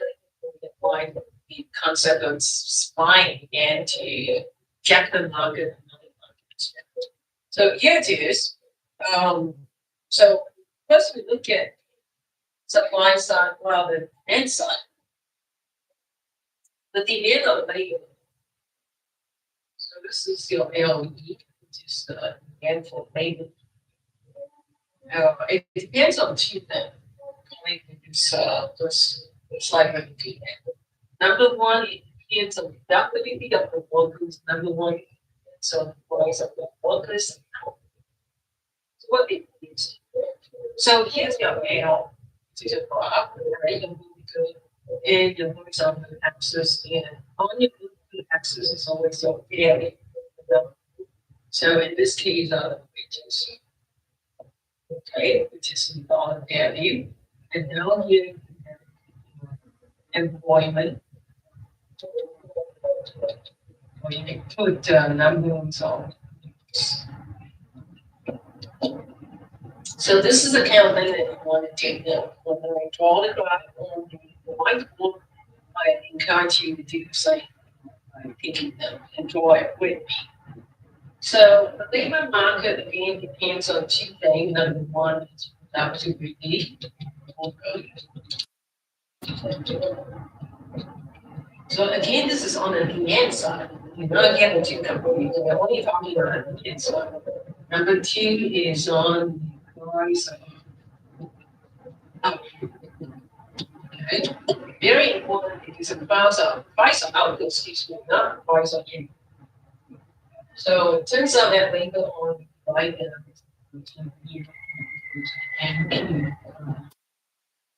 can be sense for very marginal productivity.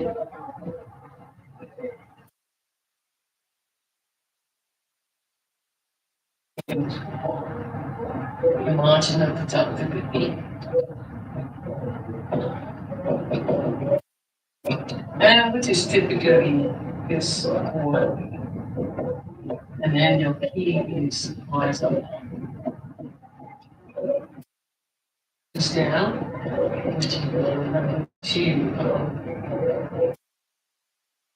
Sorry about handwriting, that's rise up now. It's a little bit better for you. Rise up. Okay. So in other words, these two things determine the demand.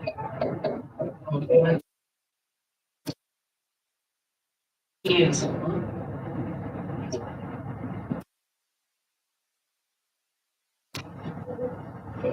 so let me say, here's an example. Let's just say, now remember the demand for labor on your employee.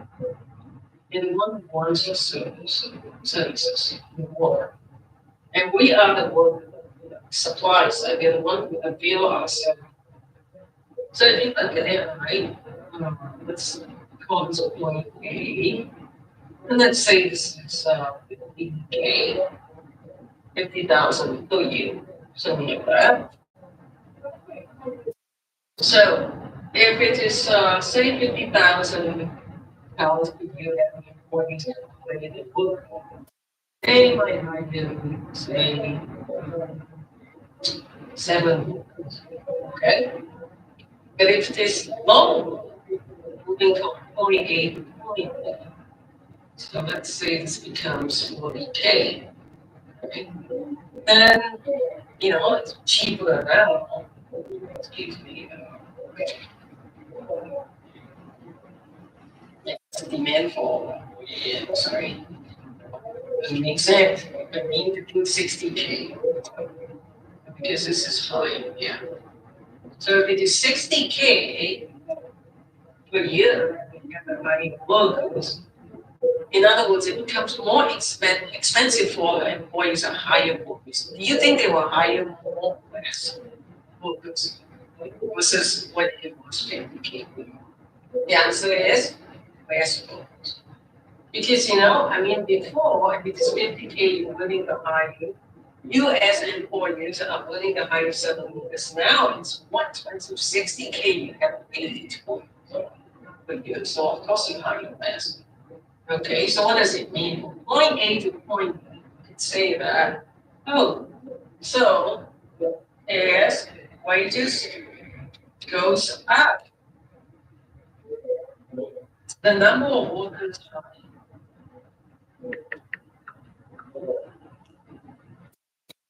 comes down. So in other words, negative relationship between wages and the number of workers that are being hired or employed.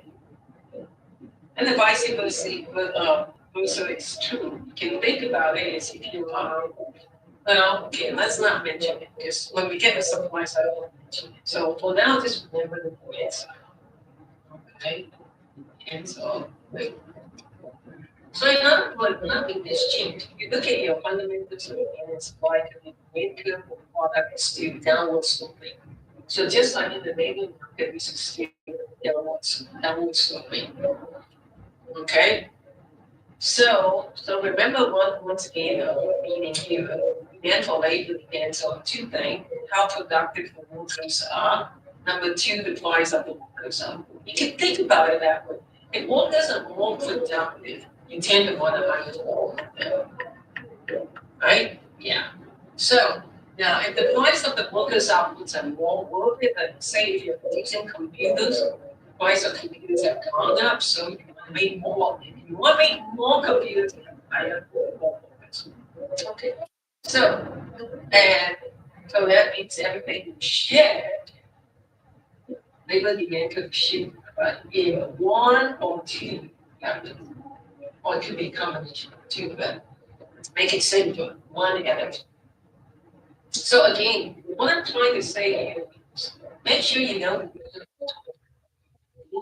open demand could fully you will watch the change. Like this case or different case problems five. But which we have not but if any of these two factors came, that we can work on change. And for not over and it shift on the latitude so shift to the bottom. So we look at that. Okay. So next we're going to look at some examples of UK versus pages that are available in the textbook. So you need to pay extra attention to the attention. So the analysis together. I'll ask you questions and make sure you understand this. Okay. So what we're going to do This is chapter 6. Hold on. how you want to look at the computer companies known as organic computers. So the whole data say decision that the company is how many workers should I hire? So let's look at it. So first of all, goes from 0 workers all the way to 8. Okay. And of course, if you hire more workers, these small companies, right? Makes sense. But if one of the workers is 5 workers can be small 8. 3 workers can be another class hands on 2 things. How productive the workers are. Number 2, the price of the workers. You can think about it that way. If workers are more productive, you tend to want to hire more. Right? Yeah. So now, if the price of the workers' outputs are more important than, say, if you're using computers, the price of computers have gone up, so you want to make more. If you want to make more computers, hire. So, and so that means everything shared. Labor demand could be shared in 1 or 2. Or it could be combination of 2, but to make it simple, 1 and a 2. So again, what I'm trying to say here is make sure you know the difference between movement and control when due to his own price change. So in this case, it's from 50K to 60K. So the number is 12.75. That which we have not mentioned, but if any of these 2 factors change, that would be a workers of price of change. It would not be movement on the OPN, it would be a shift on the latitude from this origin, shift to the bottom. So we look at that. Okay. So next, we're going to look at some examples from UK versus tables available in the textbook. So you need to pay extra attention when it mentions because this is do the analysis together, and I'll ask you questions and make sure you understand this. Okay. So what we're going to do is we got 4 columns here. Okay. Hiring. So if you want to look at the computer companies known as organic computers. So all the data say decision that the company has to make is how many workers should I hire? So let's look at it. So first of all, it's from 0 workers all the way to 8. Okay. And of course, if you hire more workers all the way to 8, it's more right? Makes sense. With 1 workers, 5 workers can produce 48. 3 workers can produce 69. You notice that they're not proportional. Never mind about this numbers are given to you. Yeah, say as you makes sense. To what extent it's what how many percent of it? No. So just take the down numbers. Okay. The next column, excuse me, column 3 is it's going to marginal productivity. Okay. So the first one we have 25. Notice that second. Now how do we get it? Okay, in order to calculate the marginal realities, let me put actually chapter 1 in the microeconomics section. Like it's going to show you how. I'll give it to you one more time. If you want to calculate the marginal first, take the total to calculate the one.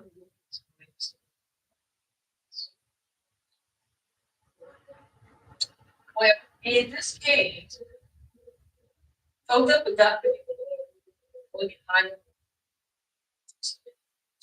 I'm listening. I'm listening. Five, see. The answer is okay.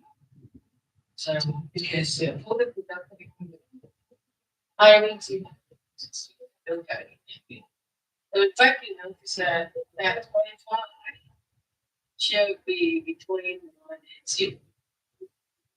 So next, if you look at the marginal productivity of the second, not 2, second, and the equation of taking the total productivity of 2 minus total productivity of. Okay, let's see if you can tell me the number. So, well, that's how we got that 45 by basis. Let me go back. Make it what I was pointing at. So total productivity 1 25. Total productivity of 0. So 25 minus 0. That's how we got that plus 25.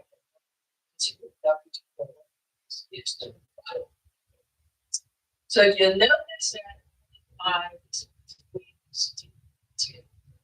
because that's how it's divided. Being 2 sets of numbers, get that sense of number. So finally, the second one, marginal productivity of the second one is according to that equation, and so on and so forth. Finally, just go and write this down. The marginal productivity of the T3 minus T2 equals so on and so forth. I think you can almost do it now. MP4 minus T3. So let's do the second one. T2 minus T3. So if you want to hide the second one, 8. The productivity of 1 will be 25. So that will be 48 minus 3. And that's how we got that second set. So but now you should get it. So let's do the third one yourself. Total productivity will be 69. Total productivity of 3 will be 2. So 69 minus 48.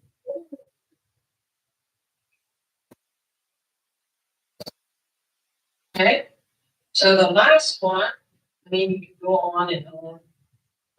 I'm just going to stop here. It's going to tell you here. So, like, for example, the last one, because the marginal productivity of the 8 worker.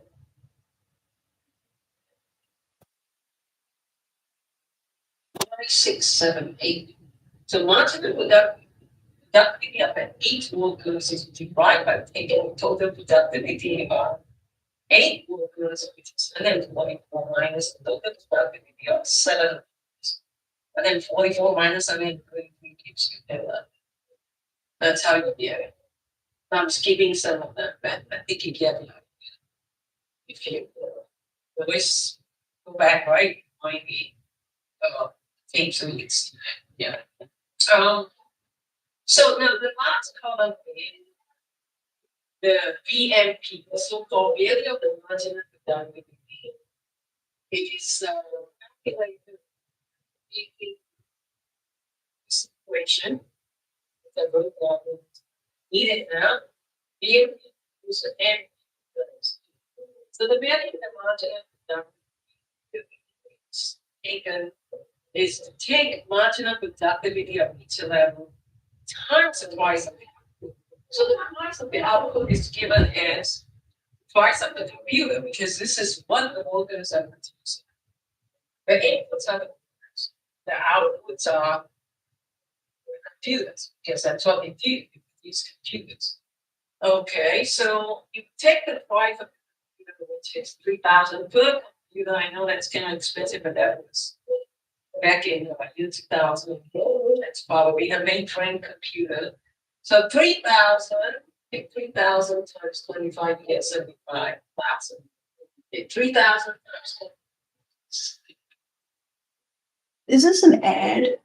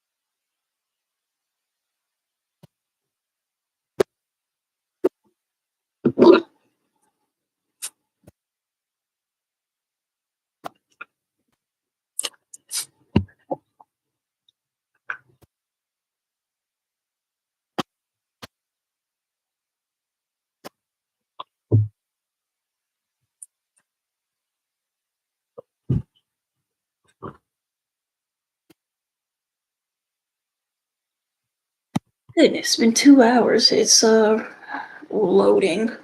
Goodness. I'm gonna just refresh the page. Come on. You serious? Now, MP4 with TP4 minus Value of TP3, marginal like productivity. that. So let's do the Marginal second one, productivity. TP2 minus TP1. So if you were to hire the second workers, the total productivity of 2 workers would be 48. Total productivity of 1 worker would be 2 25. hours in. So that would be 48 minus 25, which is 33. And that's how we got that second set from that. So by now you should get it. So let's do the third one yourself. Total marginal productivity of third worker 69. Total productivity of 3 workers minus total productivity of 2 workers. So 69 minus 48. Which is 21. Okay. So the last one, I mean, go on and on. That's how, yeah. So like, for example, the marginal productivity of the 8th worker,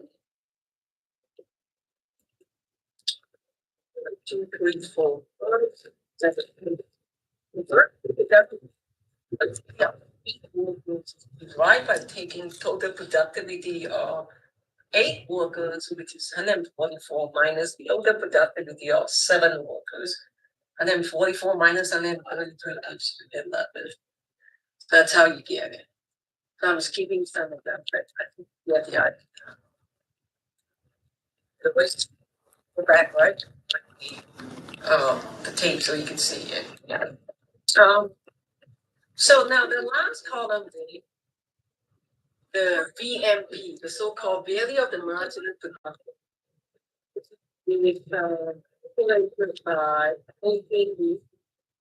This equation, which I wrote down earlier, now we need it now.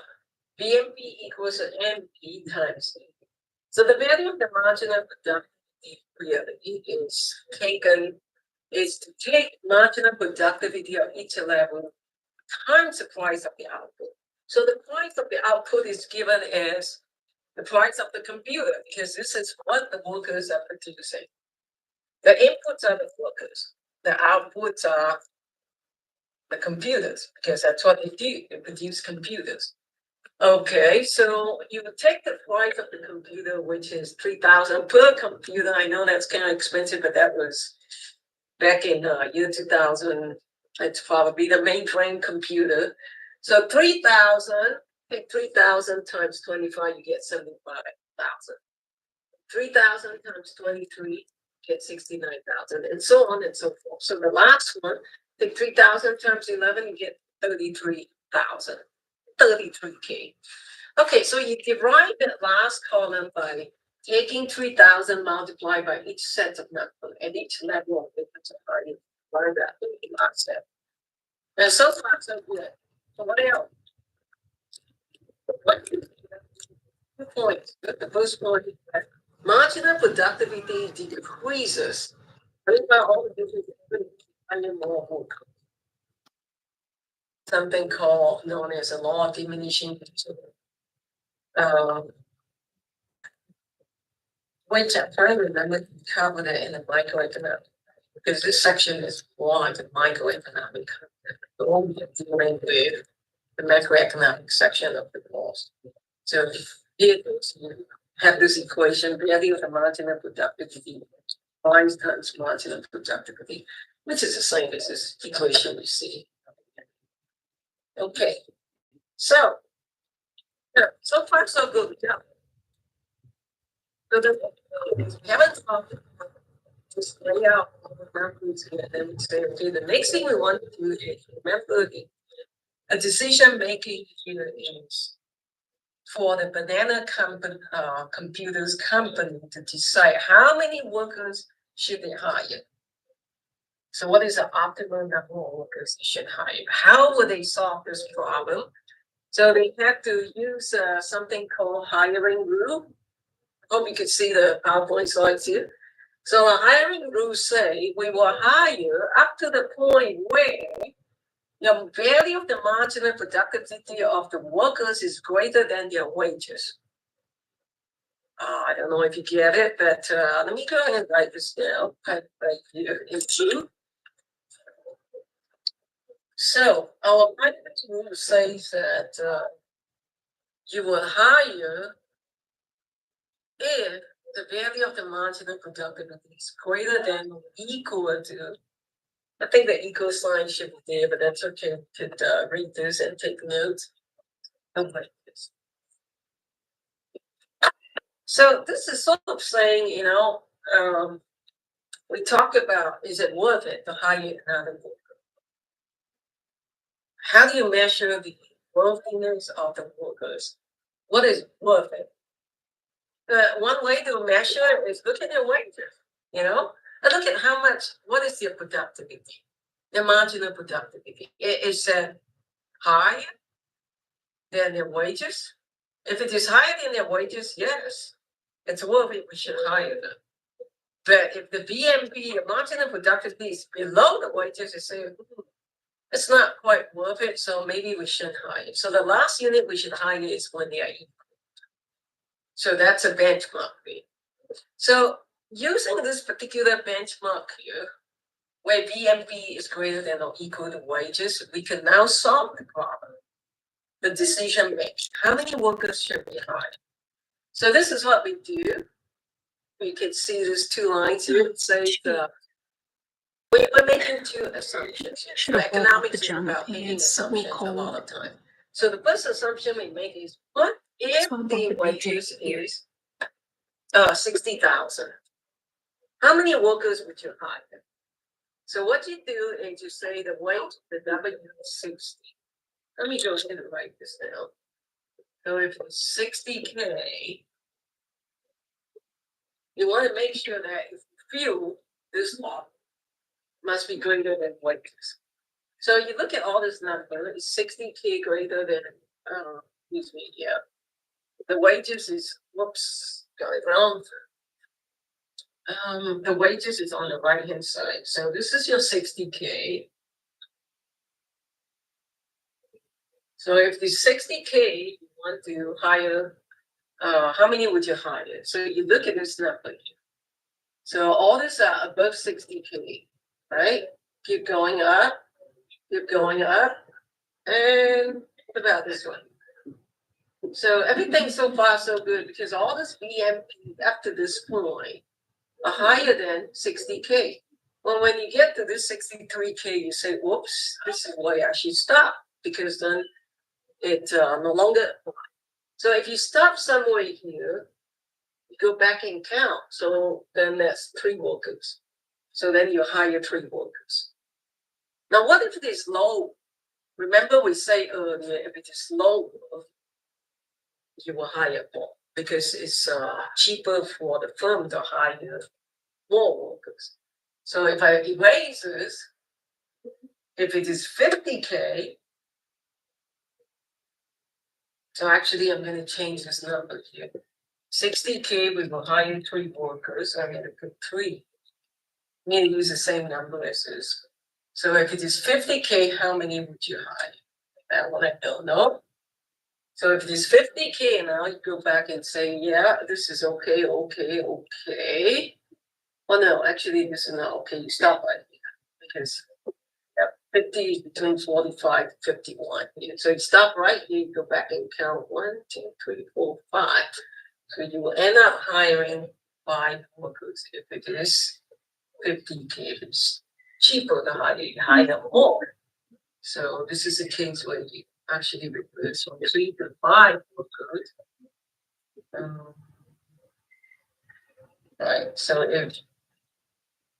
if it's cheaper to hire, or yeah, right. If it's cheaper to hire from 60K to 50K, then you will end up hiring more workers. Okay. So that's what it is. So if 60K, you hire 3 workers, that's point B.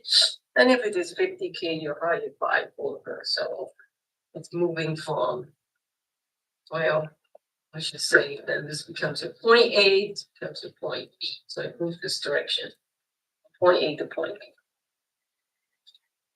Banana company or computer company will hire more workers at lower wages. So we talked about that. Very important because of the law of demand say, if it is cheaper to hire, then you will hire more. Makes sense. Okay, so in other words, the wages and the employment inversely or negatively related. One up, the other one down. Which one up? The wages up, workers higher down, and vice versa. And of course,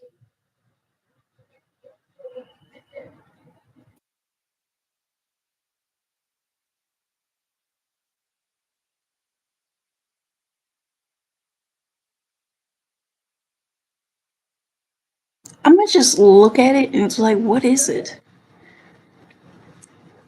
What is it? What is this assignment?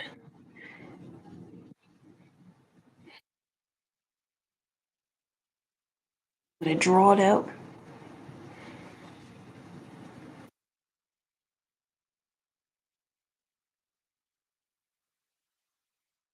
Okay.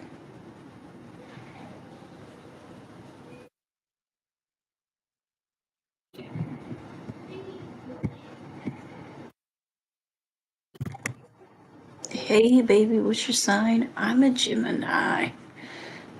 I'm an Aries, actually. No thanks.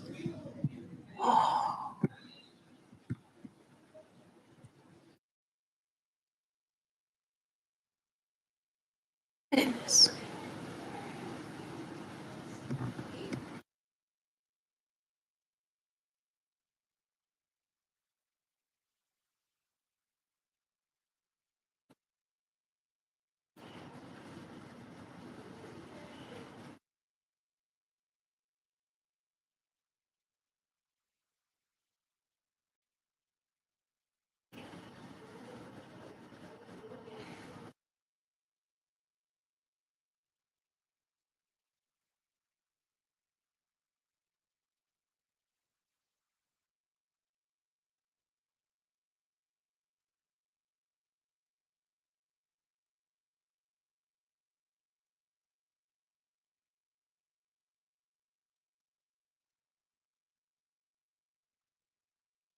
I would just really like to know.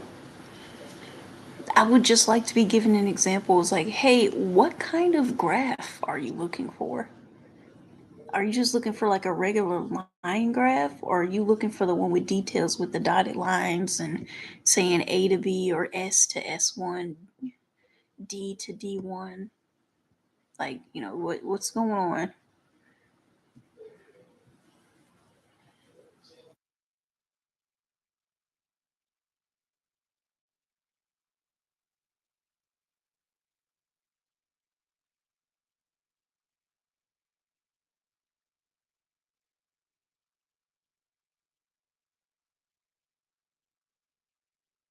You know what? Listening, studying something, way harder than just kind of like reading and studying something. If I was at home, I would have been turned my TV on and just stopped paying attention to everything. Like that would have been done so, 100%.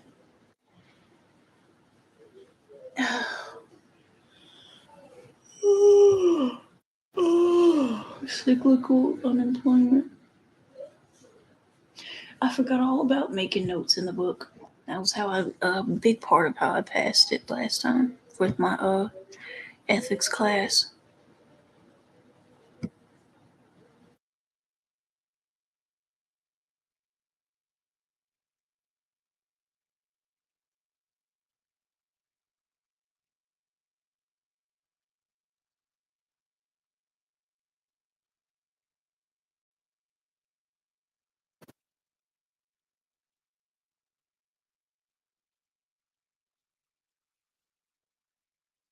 I'm thinking of kind of ending this video a little early. The video that I'm listening You know to what is vice versa? here on Canvas, Vice but it's just versa 20 is, minutes left, and I am just explicitly passively stated listening what to would it. be There's no way it as would have had my full wages. attention. No way at all it would have had my full attention.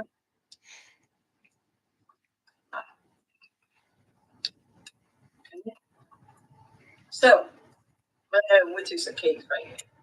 Okay, so now the textbook will not show you that this. Okay, let's look at this. The lower the wages are greater than the number of workers hired. This you already know, but the textbook does not show you moving from one point to another. So my graph here does show you clearly. So the wages can be measured in nominal rhythms. All this is saying is that the demand is downwards. So because the y-axis, the value of the y-axis, which is wages, are negatively related to employment. What does that mean? The lower the wages, the higher. The higher the wages, you hire less. Okay. Next, we want to look at the shift in demand for labor. I think I mentioned that earlier, that if you shift the labor demand curve, it will be because due to one of these two factors. So the first factor is productivity of the work. So let's look at another example. And then the productivity of the worker is the first factor. The second factor is the price of the Feeling a little company, cozy. I want to go to sleep. which in this case is the price of the computer. So let's look at one more example here. Now, in this example, the first four columns you see here are the same. as the previous slide. You could look at your book as well. The value of the marginal productivity in the last column here, the fifth column, 1, 2, 3, 4, 5. Now, this sets of numbers are different than this set of numbers. The reason is because, let's read the title. What does the title say? Well, the title say production and marginal product for banana computer after an increase in computer prices. Oh, so that's what happened. Okay, instead of computer prices being 3,000 per piece, now they're going to increase it to, what's the number? 5,000 per piece. Okay. So now, before we even look at a number, let's think about it conceptually in terms of theory. So if the price of computer goes up, yeah, they have to make more. They have to make more. They have to hire more workers. So we expect the demand for labor curve line to be shifting to the right, because to the right is when you have more workers, given the same wage rate, wage level. Yeah, so that's what happened. So now you could see that, what is the assumption here? So this is a case where we have the previous slides where if the price is 3,000, 60K, you hire 350K, you hire 5. So that's the previous case. I represent it so it's clear for you to do the comparison. So now, that last column is say 5,000 per computer. So you take 5,000 multiplied by the same marginal productivity, because we haven't changed anything here. The number of computers produced by the workers are the same. Marginal productivity is the same. The value of the marginal productivity. The only thing difference are there's two columns here. This column say if the computer price is 3,000. This column say if the computer price is 5,000. Okay, so in order to get the value of the marginal productivity, we know that if marginal productivity stays the same but price is going up, the VMP has to go up. So indeed, so how do we know? So we take 5,000 times 25. If you have your calculator, you can do that. You get 125K. So jump down to 11 times 5,000, you get 55K.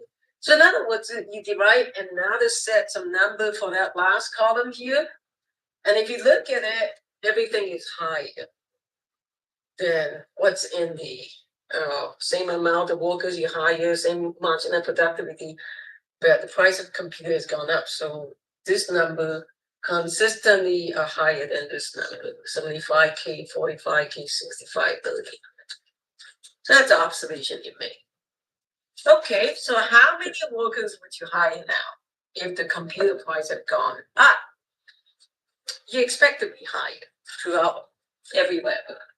So once again, if the price is 5,000 compared to before, if the real wages are 60K at the beginning, so again you compare 60K, this is greater than 60. Let's see, if this is 60K,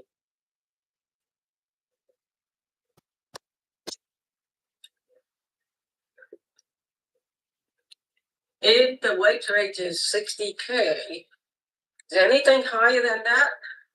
Yes. Right. Okay. So now, you know, up to, up to this point, this BMP is still going to get 60. But below this is not good. Okay, please violate that principle. So you start right there, you count 1, 2, 3, 4, 5, 6, 7. Then you hire 7, 62. Now, if it is lower, as I said so many times, it's lower, you hire more. How many more? Depends on one, which is 8 from 7. So 65K. Now, if it is 50K, so oh yeah, this one still cover that last one. You hire 1 more. And so count backward 1, 2, 3, 4, 5, 6, 7, 8. So you hire 8 workers. So here, if the wages is 60K, you hire 7. 7 would be somewhere somewhere here. Then go that here.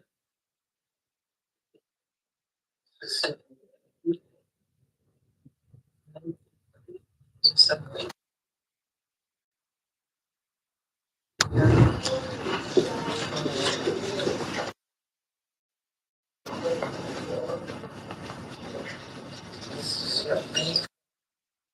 So then you derive another line like that. So it'll be out a little bit.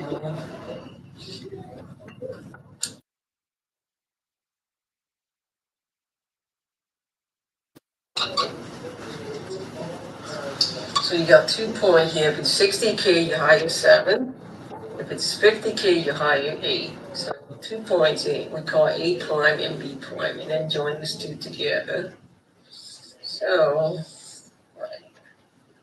you can see that the labor demand could shift to the right of LD to LD1, for example.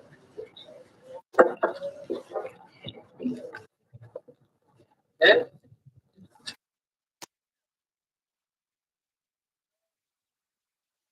There it is. If you increase the price of the workers' output, you also increase the price of the workers' output. That is a computer price. So shift to the right due to the price of output. Shift right. What shift right? Very good.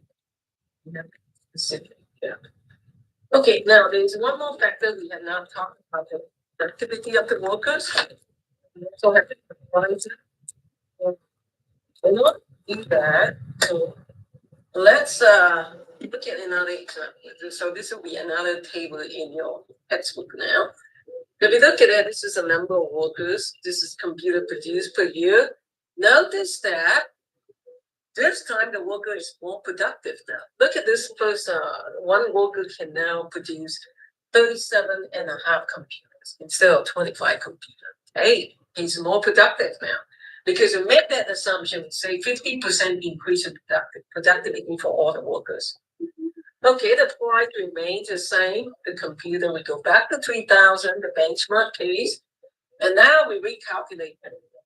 What do you mean by recalculate everything? So once again, you see that 37.5 is 50% higher than 25 computer. So this is all calculated for you. You don't have to worry about that. Just the number is given. So now you have to calculate marginal productivity, same thing. The marginal productivity of those worker is total productivity of one worker minus 0 worker. So 37.5 minus 0 is 37.5.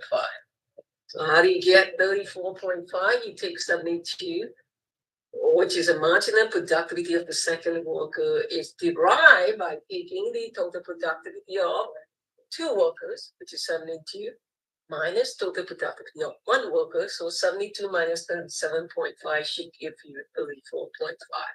So you get the idea. So you derive that third column here. And finally, that last column, we go back to computer price being 3,000. So take 3,000 times marginal productivity for each worker. So you get this new set of numbers. And once you've done that, again, apply that hiring. If it is 60K, how many workers will I hire by applying this hiring? So you look for 60K. Where is it? 60K will be somewhere here. Right? Between 50 to 67. So you draw a line here, you count backward 1, 2, 3, 4, 5, 6. So if it's 60K, you hire 6. But if it is 50K and lower, you want to hire more. So you can push 1 more. This one is not okay because VMP is still higher than 50K, but not here. We draw a line here, count backward 1, 2, 3, 4, 5, 6, 7. So 7. Okay, so you have to do 1 more, 6 and 7. As you can see, 6 will be somewhere here, 7 will be somewhere here. So, in other words, it will still make them shift to the right. So, which is a case of the demonstrating that second determinant rightward shift in labor demand due to higher productivity of workers. And if you think about it, it does make sense. If workers are more productive, look at today, we got computer workers are more productive now. In the old days, you have a typewriter. So which one's faster? Which one say faster? I think computer does. Okay, so if you would agree, so then we got technology, times are better, so workers are more productive. So therefore, they will want to hire more workers. Because there's another flip side of it will be if workers are more productive, they become more digital or everything becomes automated, then you get rid of the workers, right? And the machine takes over, the computer takes over. So the computer can replace, or machine can replace the work of 10 workers, for example. So think about a tractor, right, with the 10 acres of land. Which one is faster? To get a tractor out in the 10 acres land, to plow the land, or get 10 workers out there to do it by hand? Tractor is faster. So yeah, if you automate your work, then replace laborers. But that's kind of like slightly different flip side that we talk about here. So the main thing that we talk about here is labor demand goes up. Well, the demand for labor goes up if workers are more productive, or if the price of the output they produce are more expensive. So here it is. So this is if there's an increase in productivity of the workers, it also increase the value of the marginal productivity. So this will be the case at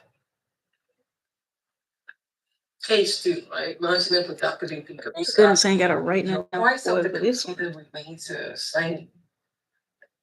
We're not changing that. But We've been increase the elected. marginal productivity of workers now. So therefore, if one stay put, the other one goes up, this is a product or multiplication, and VNP goes up. So VNP goes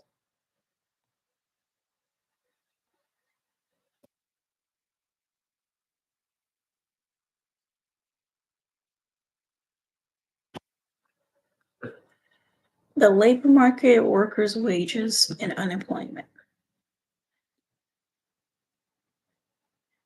Find it YouTube, workers, wages, and unemployment, right? Here's YouTube.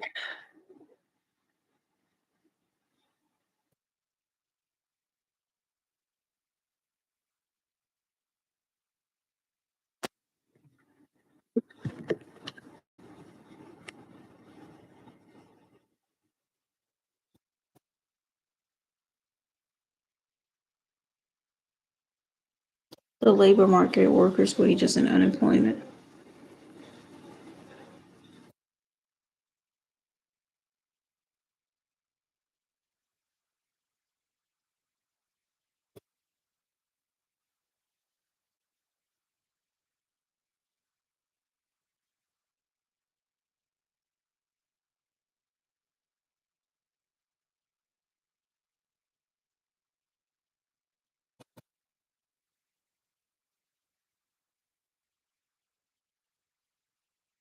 Crash Course Economics, there we go. In Khan Academy, Introduction to Labor Markets. But gotta get rid of that one. Play next in the queue.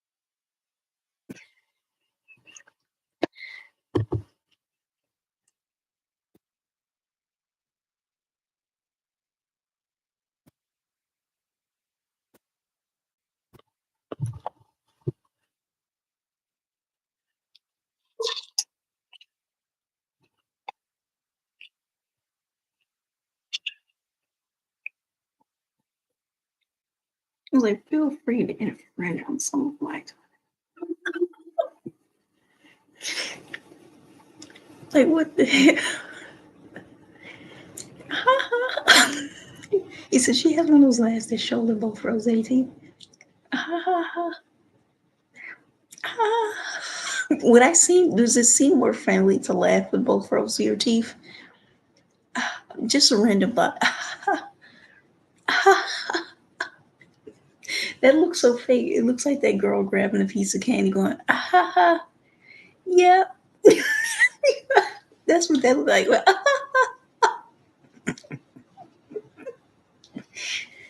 It looks so fake. Ah ha ha. Yeah.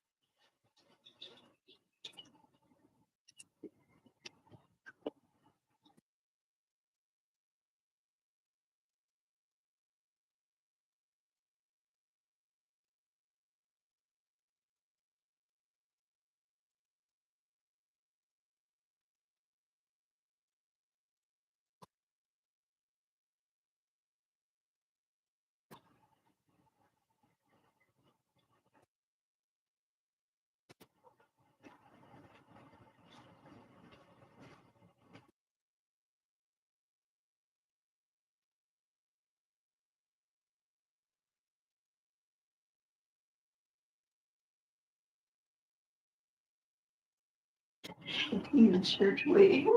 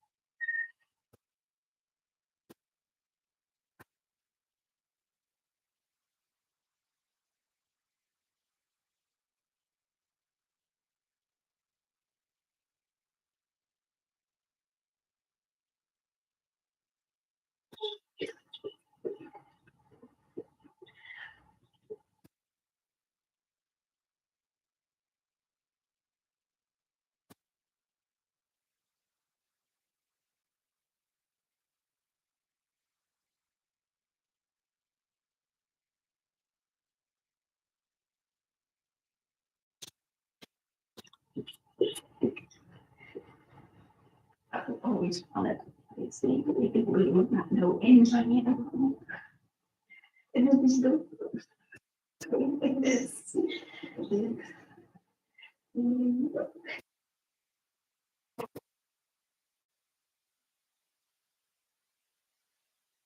It's just thinking. Ooh. Ah. Right, let's watch Crash Course.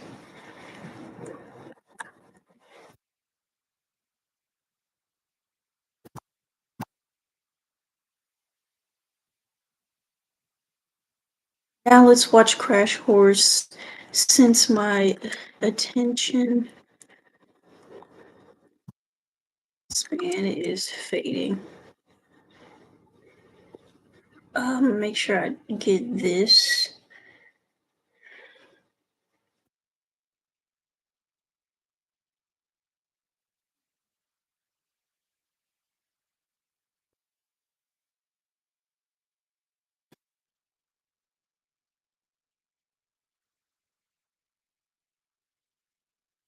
I messed up. Miss, you gonna respect me.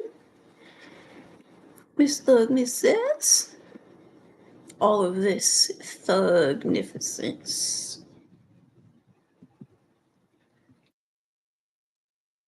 Did I ride bareback? What? Yeah.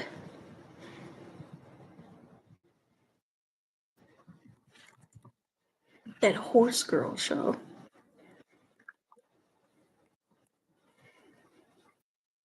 She was like, yeah, I ride bareback. What do you mean? That's dangerous. It was like, I still do it all the time. What in the hell?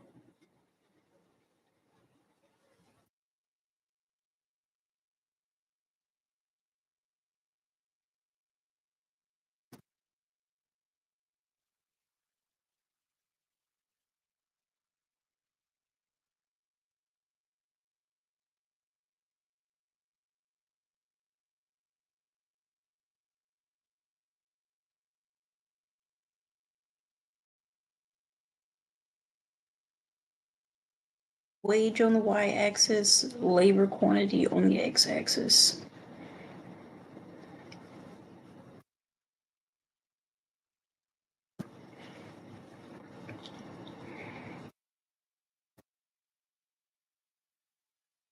I'm pretty sure this was went over in some of the explanations of it. I might have to pop a melatonin. Maybe at like 4 a.m. or like 2 a.m. I'll give myself another hour at 2 a.m. and I'm gonna brush my teeth, pop melatonin, and go to bed. Welcome to Crash Course Economics. I'm Adrienne Hill. Yeah, I need to go to sleep. I saw him walking in the corner and screaming a YouTube video and I got scared. He walked in the corner of the YouTube video and I got scared. I thought it was a person. So that means 2 o'clock. So basically when the live gets to 3:45, I'm done. Unless you're independently wealthy or fine with living in your parents' basement, you probably need to get a job. But how do you even get a job? And what kind of job should you get? In a lot of ways, it comes down to supplying a skill that someone else demands.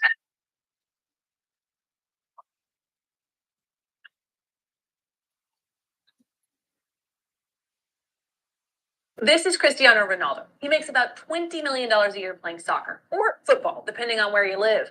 Pretty much everybody would agree no one needs that kind of money. But does he deserve it? How do his employers, the Real Madrid Football Club, justify his huge salary? Admittedly, the market for professional athletes is complex, but on some level, it's supply and demand. The supply of people that have the skills to be world-class soccer players is low, and the demand for world-class soccer players is incredibly high. Ronaldo might be willing to play for only $10 million a year. It's a lot of money. He might even play for $5 million. And if he really, truly loved the beautiful game, he might do it for free. So why is he getting $20 million? This goes back to that really high demand. Having a superstar on your team generates millions in tickets and merchandise sales. It might help you win some of the many cups up for grabs in international football. So Real Madrid thought Ronaldo and his double scissor move were worth $20 million. And Ronaldo agreed. So they have a contract. These same ideas explain how wages are determined in nearly every labor market. Let's go to the thought bubble. Usually when Stan goes to the mall, he's the buyer. He demands sunglasses and giant pretzels, and the businesses supply them. But if he wants a job at the mall's pretzel shop, the roles are reversed.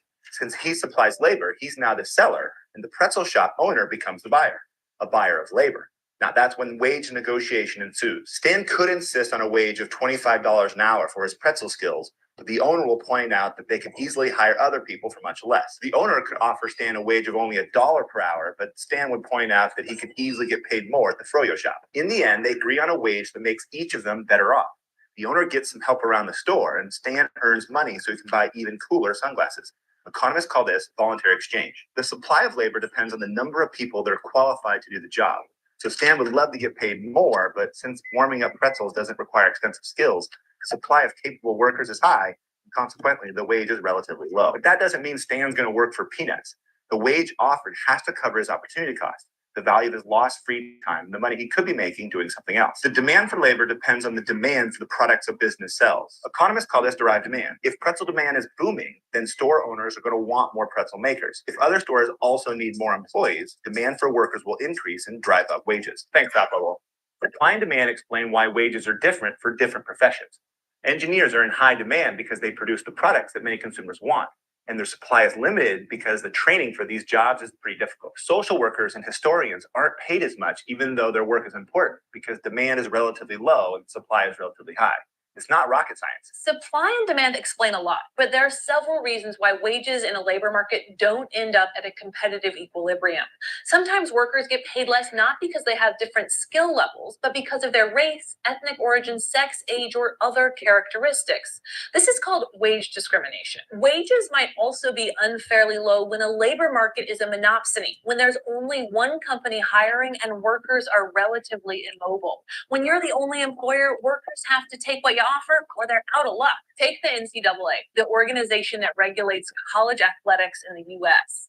Many economists point out that high-profile college athletes are generating millions of dollars for their schools, but they're forced to accept a very low wage of a scholarship with free tuition. Now, sure, baseball and hockey players can skip straight to the pros, but the NFL prohibits drafting football players until 3 years after high school, and NBA teams can't draft basketball players until they're 19. There are some situations where wages might actually be higher than market equilibrium.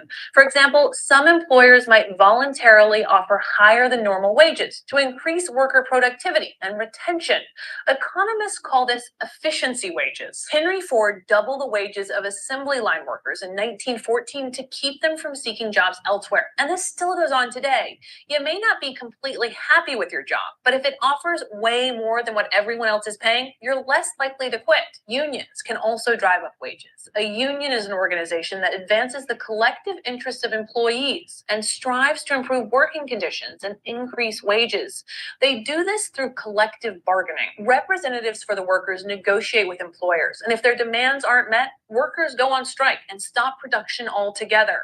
Although unions were once very strong in the US, union membership and their strength has declined since the 1950s. At their height, approximately 1 in 3 American workers were in a labor union. These days, it's more like 1 in 9. And the largest unions represent workers in the public sector, like teachers and firefighters. Wages might also not be at equilibrium when there's a minimum wage, basically a price floor that prevents employers from paying workers below a specific amount. Technically, in the US, minimum wage affects less than 3% of workers, but the Brookings Institution estimates that an increase in the minimum wage likely wouldn't just impact that small slice of the labor market. It would also drive up the wages of people who make just above the minimum wage. According to Brookings, that ripple effect could raise the wages of nearly 30% of the workforce. The debate over whether or not there should be a minimum wage and how high that minimum wage should be gets pretty heated pretty fast. Some classical economists argue against nearly all forms of government manipulation in competitive markets. They say the minimum wage not only leads to unemployment, but it actually hurts the people it claims to help. Their logic goes something like this. A minimum wage deters employers from hiring unskilled workers, hiring only skilled or semi-skilled workers instead. These economists argue that the minimum wage does little or nothing to alleviate poverty, since instead of earning a minimum wage, unskilled workers end up earning no wage at all. The economists that support a minimum wage argue that real-life labor markets aren't as competitive or transparent as classical economists suggest. They believe that employers have the upper hand when it comes to negotiating wages, and that individual workers lack bargaining power. I'm not going to tell you what to think, but think about it like this. If a grocery store wasn't required to pay $7.25 an hour, and the grocery store was the only place hiring, they could likely squeeze individual employees to accepting lower than market value.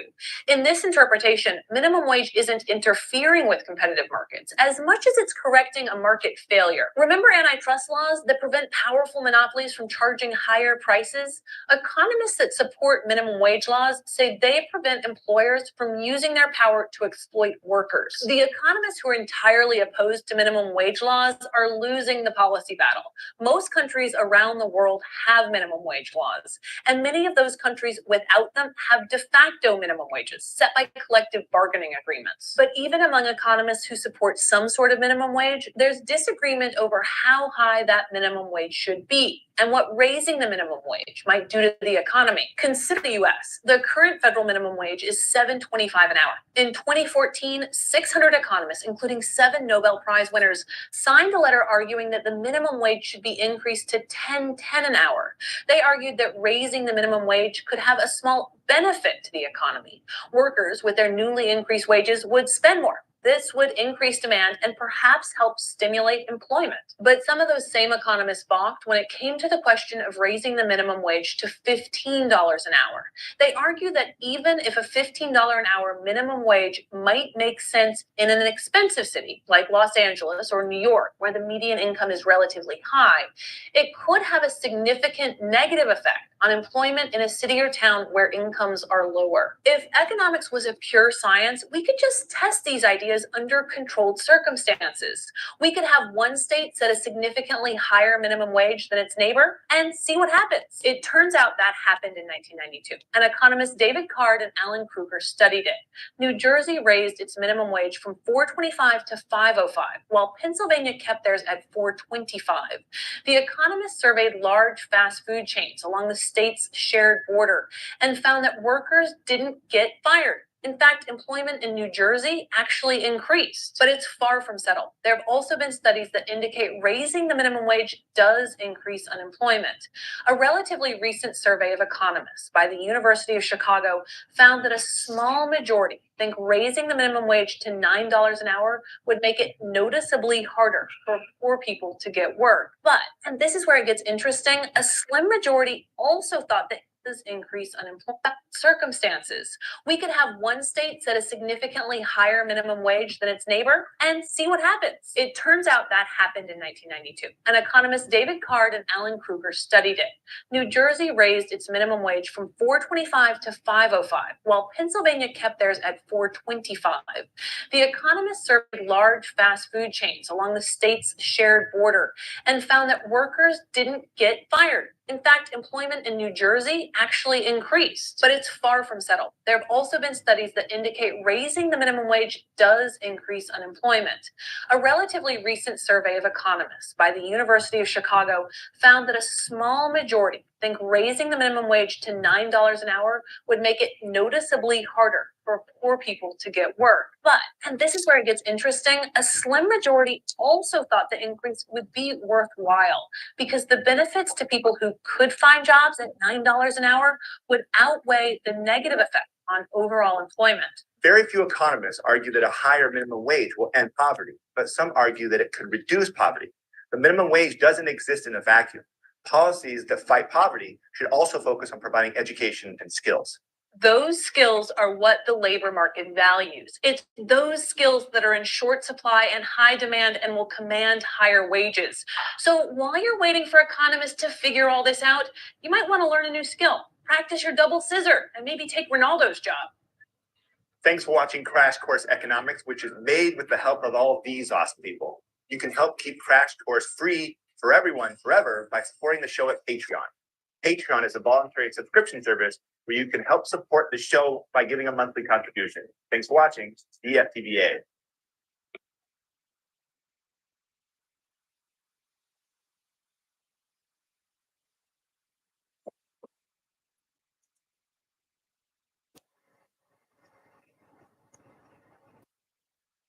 Here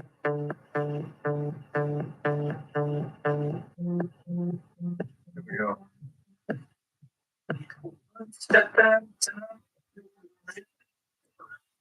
So now we've determined how the demand and supply of labor determines the equilibrium wage rate in a particular labor market. So now let's talk about things that can cause a change in the equilibrium wage rate in a particular labor market. First, let's talk about labor demand. You might recall from earlier lessons that there are basically two things that can change the demand for labor. Remember, labor demand is what we call derived demand. The demand for labor is derived from the price of the good being produced. Of course, if the price rises, it leads to increased demand for labor. All right, But just if the found price something out. falls, it leads That's to spectacular. a decrease in My demand book, for labor. chapter 8 that I'm looking Why up does in the this demand for labor class change when the is price I of have the an good being older book, produced so changes? it's chapter Because it 6 in my directly book, affects the Wages marginal and revenue Unemployment. problem of labor. If baked goods go up in price, then the revenue earned by Labor each additional market. worker employed by a bakery increases. Therefore, the demand for labor would increase. Let's show that on our graph. Let's say the price of baked goods increased. This would cause bakeries to wish to hire more workers, causing the demand and the marginal revenue product of bakers to rise. This, of course, would drive the equilibrium wage rate up, since there's been no increase in the supply of labor, only the quantity supplied, and the quantity of workers willing to work in bakeries would rise to QE1. So an increase in the price of baked goods, so I can put that over here, this would be the increase in price of, say, bread, would cause an increase in the demand for bread bakers, driving up the equilibrium wage rate and increasing the quantity of people willing and able to work in bakeries. The second factor that can cause a change in the demand for labor is a change in the productivity These of labor. questions that So are if bakers become on more here productive, that I wrote down, this would lead to from the question, I an increase simplified in the demand for questions labor. and I wrote them down on here. Now, generally, productivity doesn't go in They both seem directions. like they Very would be rarely do under things cause this workers to become learning less objective productive. However, called in theory, the I third get learning objective if called workers explain become how the change in less supply productive, demand it supply leads to a decrease changes. in demand Explain for how labor. the changes in supply Now, of I'm the not going to clutter my graph, but and you know what would explain happen how if the the demand for changes in labor the were to supply of decrease. and the It demand would make for working labor. in that industry less Explain appealing trends if in bakeries real are willing wage to and pay lower employment wages. since Therefore, the 1960. quantity of people willing and able to work We'll decrease. see. So a fall in demand caused by, let's say, a decrease in the productivity of bakers or a decrease in the price of bread would drive down the equilibrium wage rate and reduce the equilibrium quantity You and the of other workers in an kids industry. spell out Those the changes in terms demand that were are basically very review. Our earlier lesson outlined things that could cause a change of demand for a resource. Let's now introduce some of the things that can cause the supply of a resource to change. The first thing to note is that if there is a change in the wage rate in competing markets, there will be a change in supply of labor. So there's two ways this could happen here. If competing industries offer higher wages, it leads to a decrease supply of labor. Why is that? If you're working in a bakery and suddenly candy shops or chocolate shops are offering higher wages, you may just want to switch over and work in a chocolate shop rather than continue to work in the bakery. So the supply of labor in a particular industry would decrease if wages in competing industries were to rise. On the other hand, if competing industries' wages decreased, this would lead to an increase in the supply of labor. Let's just tell that story in reverse now. If chocolate shops were offering lower wages, then people working in chocolate shops might want to switch over to bakery. So this would cause the supply of labor to increase in the bakery market. We can go ahead and show that on the graph. If the supply of labor were to increase due to lower wages in a competing industry, we now have a new labor supply curve. More households are willing to work in bakeries. And since labor is now less scarce, the equilibrium wage rate is driven down in the bakery market. So competing industries are no longer offering as competitive a wage as they were before, leading households to switch to look for jobs in the industry in question. This, of course, causes the equilibrium quantity of labor to increase. Okay, there are a couple other variables that can cause a change in the supply of labor. And one of those is the barriers to entry into the market. What does it require to work in a particular industry? This might be licenses, permits, certifications, prior training, or experience. A good example of this is teachers themselves. Before I could become a teacher, I had to get a teaching license, and I had to have a degree in teaching and in the subject that I wanted to teach, economics. If schools were allowed or willing to hire teachers without training, without certification, without degrees in their subjects, then there would obviously be more people willing to become teachers. The supply of labor would increase, driving down the equilibrium wage rate. So reduced barriers to entry into a particular labor market will cause supply to increase, driving down the wages and increasing the equilibrium quantity of labor in that market. A third variable that can cause the supply of labor to change is something quite obvious, actually, and that's immigration or population growth.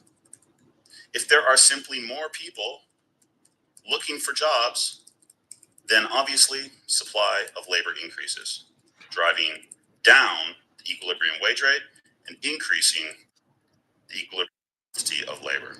On the other hand, if there are stricter immigration laws or slower population growth, or even a shrinking population due to perhaps low birth rates, then the supply of labor will decrease. So this actually leads to some political considerations. If a country, let's say the United States of America, decides to enact stricter immigration policies, what impact could this have on the equilibrium wage rates in different labor markets? Well, that's a pretty easy question to answer and illustrate. Stricter immigration policies are types of labor, reducing the supply of labor to SL2 in this case. And as the supply of labor decreases, the equilibrium wage rate increases.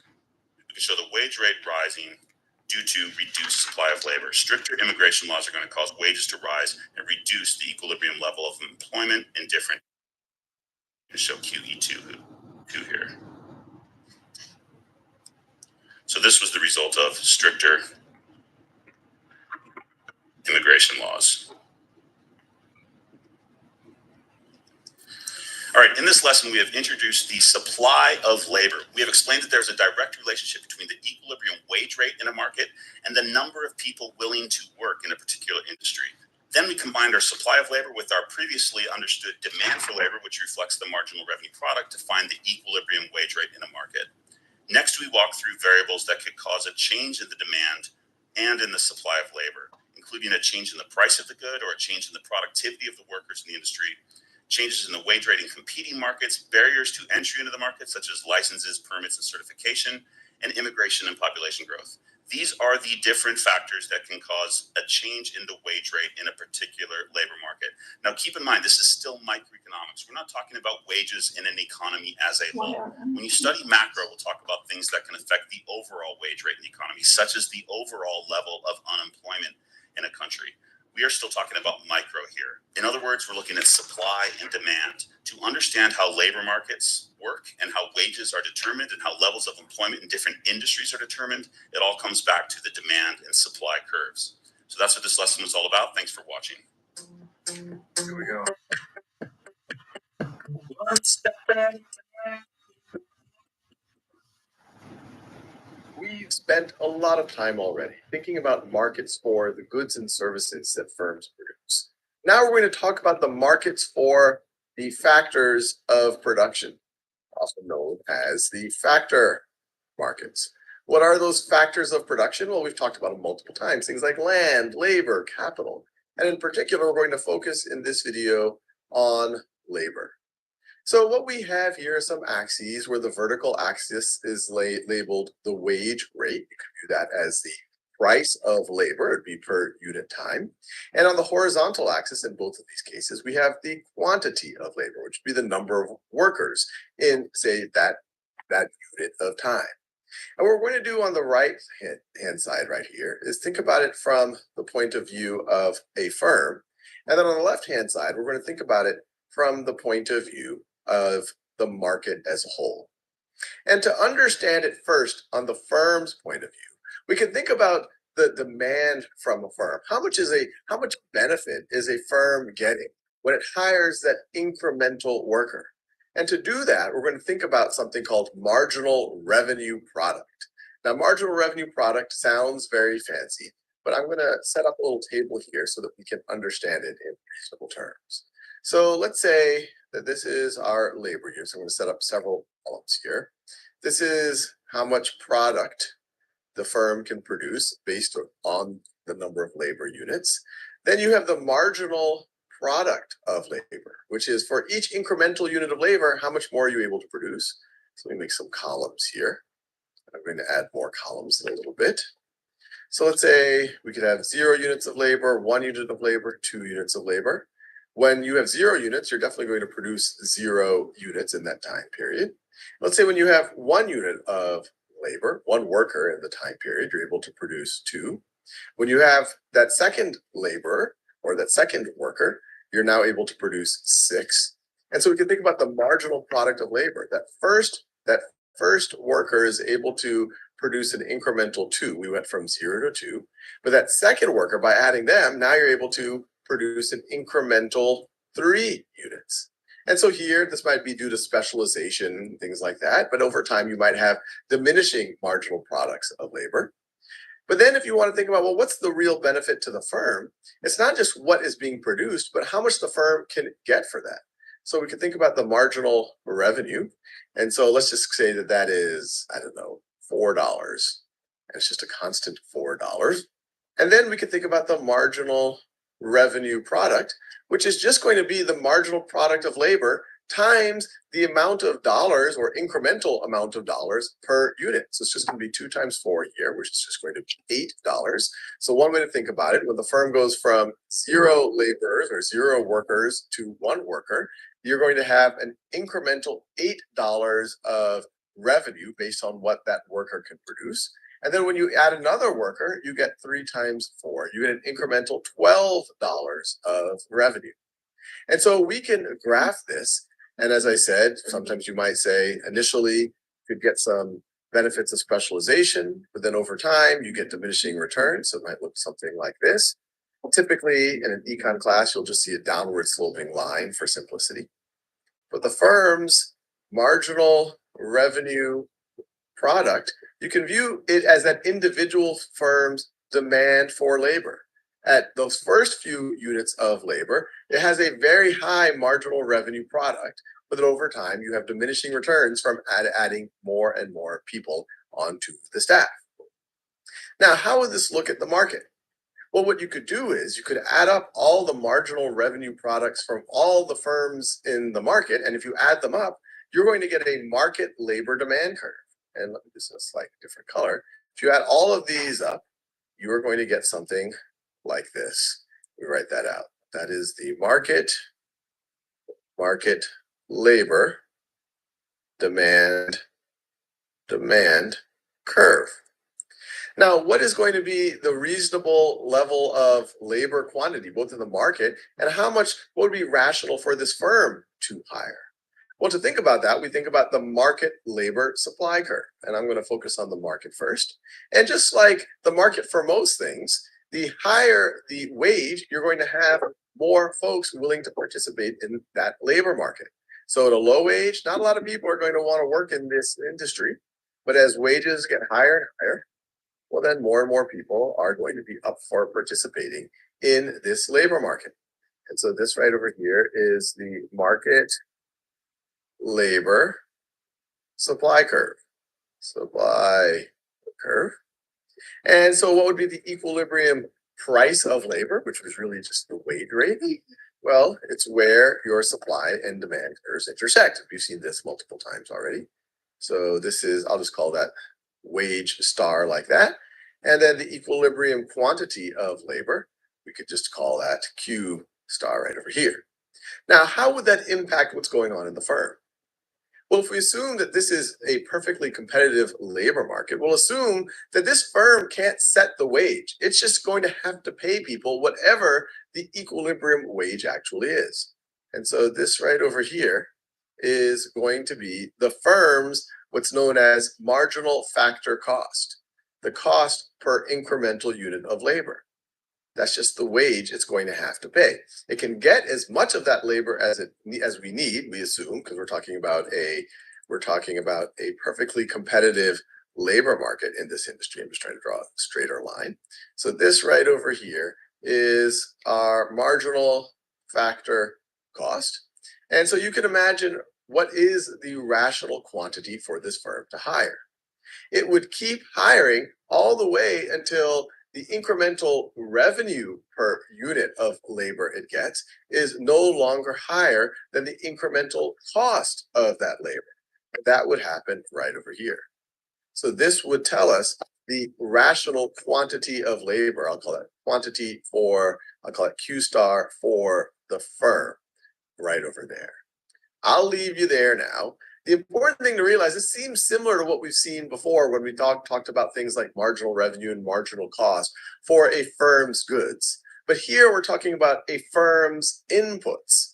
And so instead of it being the marginal revenue and the price in a perfectly competitive firm that is defined by the equilibrium price, here it is the firm's cost that is defined by the equilibrium wage in the market. Hi, I'm Benjamin Faust. Let's talk about sticky wages. Sticky wages can affect unemployment, especially what we call cyclical unemployment during the business cycle. Business cycle, when there's a recession, means there's a pullback in the production of the economy. The national income is going down, and we represent that here. Right here, we have the price, WPW, that's the wages, the price of labor. Over here is the quantity of labor. So right here, we have our supply curve and we have our demand curve here. Before the recession, we're at demand, DL, demand for labor right here. Let's say a recession happens, and it's not a COVID style recession, it's one where demand has fallen, where we have demand shifting to the left. So if demand shifts to the left, here we have the demand after the recession. So in a normal market, what would happen is here, before the recession, we're at the market equilibrium. So we have the wages at the market equilibrium here, and we have the quantity of labor purchased at the market equilibrium, and there's the need here. After the recession, if it were a normal market, it would be here. Here's the new market equilibrium because demand has shifted to the left. So it would be quantity here purchased, and over here we would have a new lower wage. What this would entail is that people, certainly there would be loss of jobs as the quantity of labor goes down. But what this would mean is that workers are taking pay cuts. Now, in my formative years, my dad had a job, and unfortunately, he had to take a pay cut. And at the time, I didn't think anything unusual about it. However, that is very unusual. Most employers do not cut wages. What do you think they do if they need to cut their labor costs? If you said fire some people, you're absolutely right. Now, why do they do that? There's a number of reasons. For one, there's kind of an adverse selection thing. If you cut everybody's wages, maybe your good workers leave, and you don't want that. You want to get rid of the people you don't really want working there, so you're going to fire them instead. There's other theories too, such as there's one theory I kind of think has some merit, that employment is kind of an implicit contract for all workers, not just workers in like a trade union, so that when the times are bad, the employer will at least keep the nominal wage the same. And so there's a variety of social factors that do not typically have them cutting pay. But when employers act on this and they fire people rather than just lowering everybody's wages, how does it affect the market? Well, instead of going down here, from here to here, they're going to stay at this wage level. They're going to stay at this wage level, and yet demand has shifted.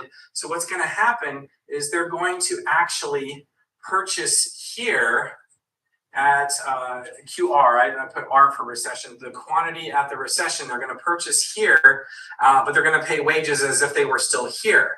So it causes a gap, and this gap is what we would call a surplus. Now, a surplus sounds good. Oh, I've got a surplus of money. I've got a surplus of candy. That sounds great. But when we're talking surplus in the labor market, we're talking surplus workers, which translates into unemployment. So during a recession, even if we didn't have a sticky wage problem, we would have lost some jobs, but wages would have come down.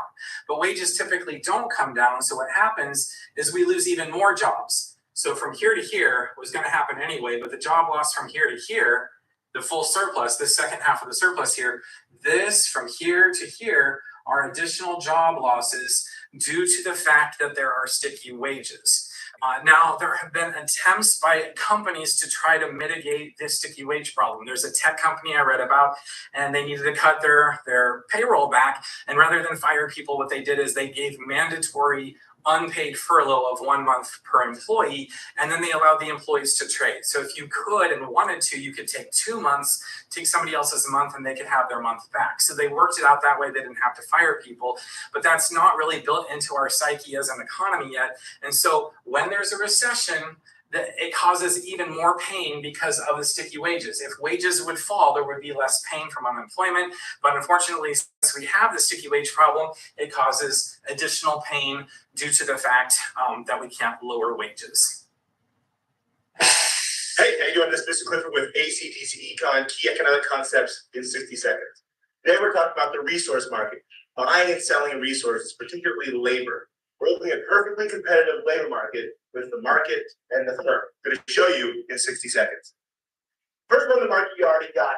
Wage, when it's high, people aren't going to demand very many workers, right? Firms aren't going to demand a lot of workers. Demand is down sloping, looks like this. When the wage falls like $2 an hour, the firm is going to hire a lot more workers. Okay, supply is the opposite. It's upward sloping. The wage is small at $2, you're not going to work. But when the wage starts going up, you are going to supply your labor. It looks like this. So for this particular job, let's say $10, this is the wage. This is not selling products. This is hiring workers.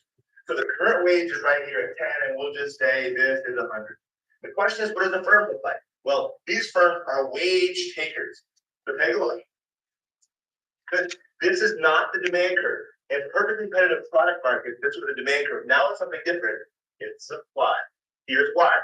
For this firm worker, how much are they willing to sell their labor for? Well, they can only sell their labor for the wage that's set by the market, right? This guy can sell his labor for 10. Well, why can't he sell his labor for 20? Well, if he says, hey, I'm only going to work for 20 bucks, the firm would be like, I can hire anybody else for $10. Why am I going to hire you for 20? So everyone's for it. This first worker, second worker, third worker, they're all for it to sell their labor, supply their labor at a wage that's set by the market. All right? This is equal to the marginal resource cost because $10 would be additional cost of hiring an additional resource. I want to hire another worker, $10. Second worker, $10. Third worker, $10. Good. Now look at the demand. The demand's right here, and look, demand is downward sloping. Looks like this is equal to the marginal revenue. So hire workers right here. Let's say 4, which is for NRC equals NRC. That's not that. Oh, that's not.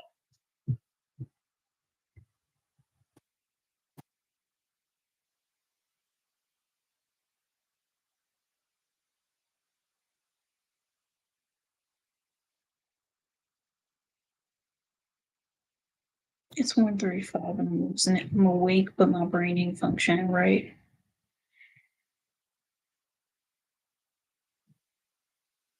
I hear a what?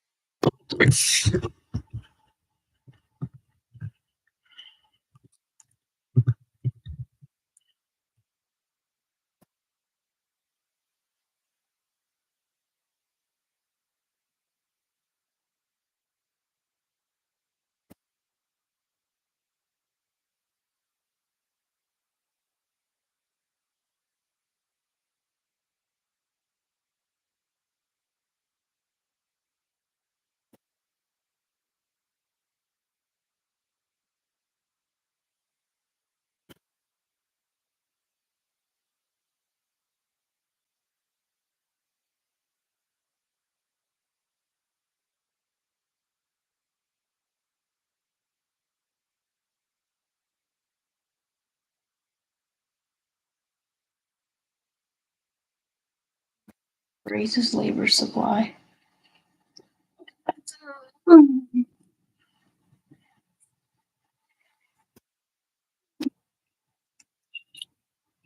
Okay.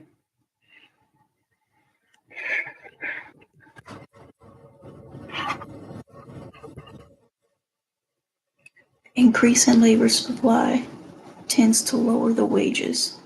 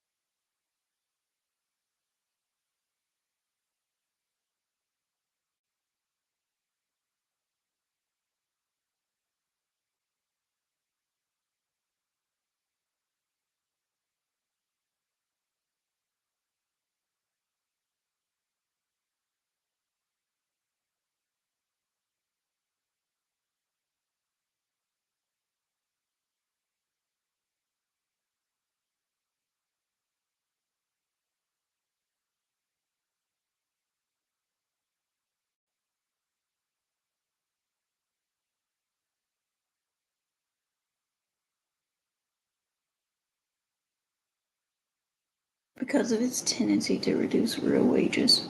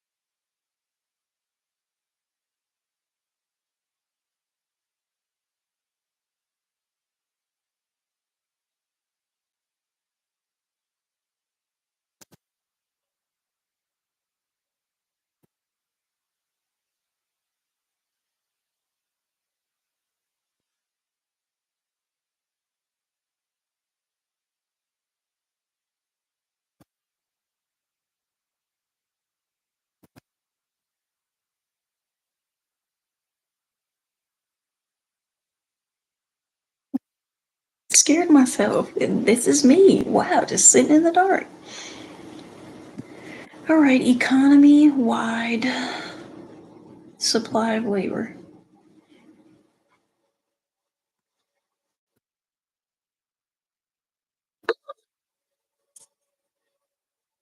Where's that marker? Oh, not even there.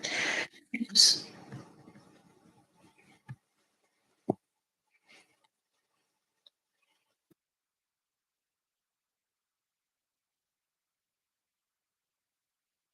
Effect or affect? I always get the E and A. A.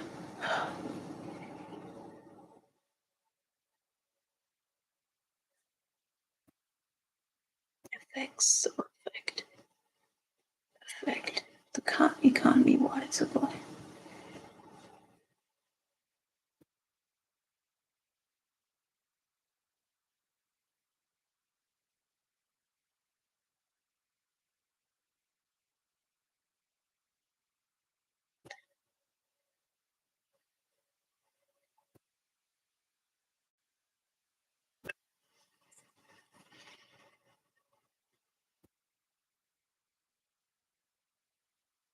It's kind of like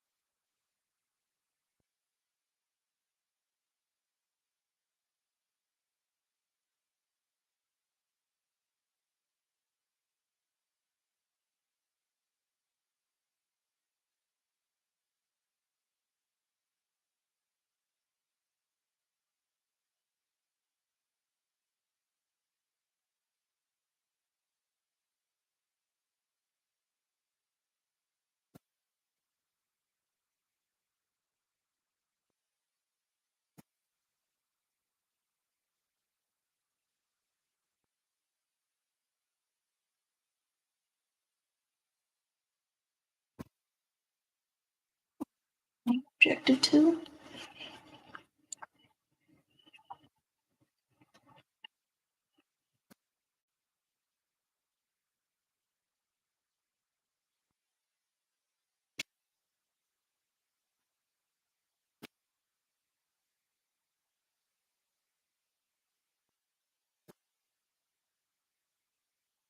Okay, turns out it's not learning objective 3, it's learning objective 2.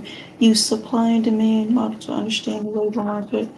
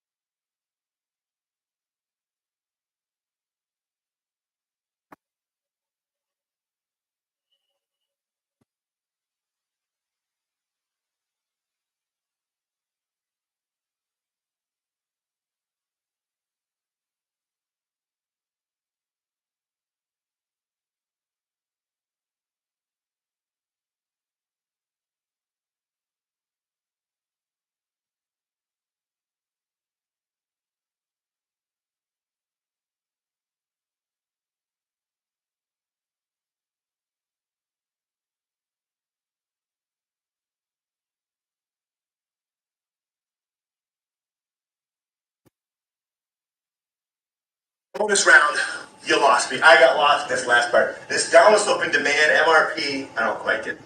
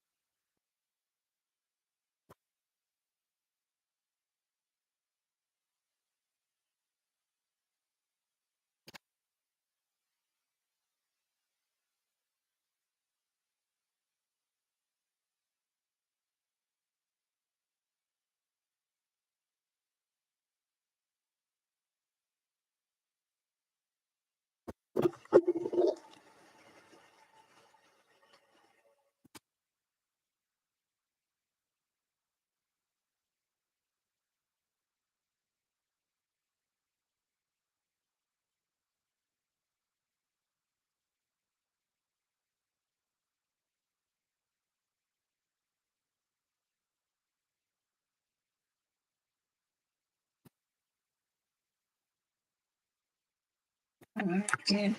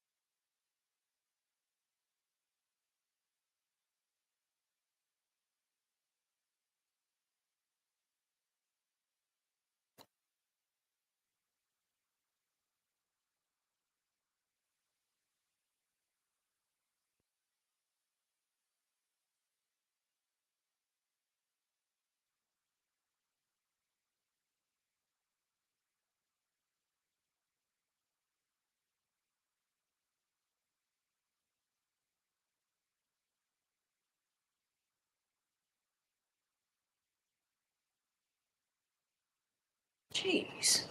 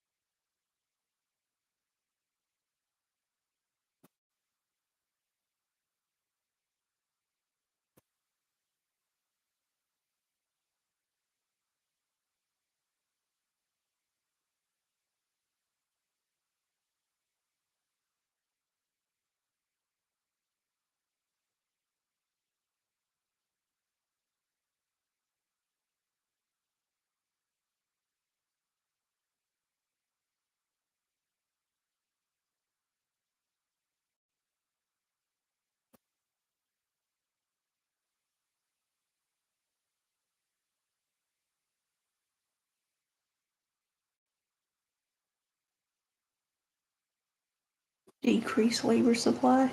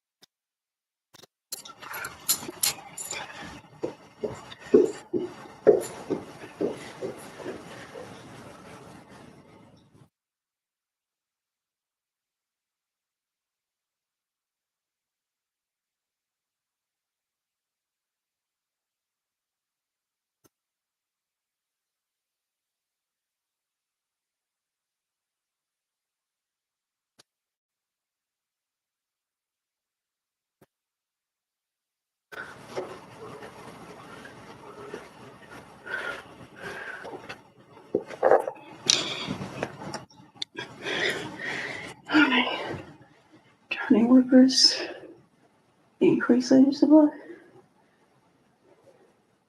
What about increased skilled labor?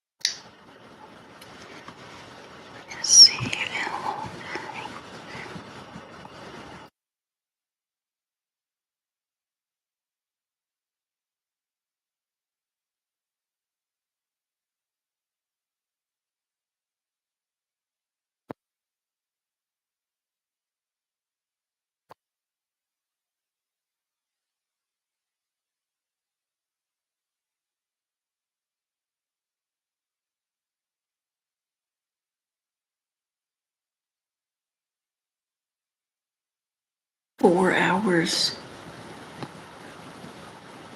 I'm almost sort of done with the basis of the questions. I didn't even think I'd get this far. I'm gonna retype it up later. I'm gonna take a picture of this on the iPad and just kind of go through it later.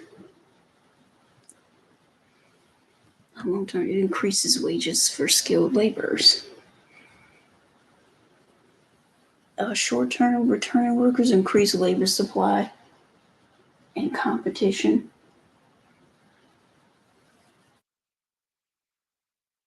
Decrease wages for low-skilled workers.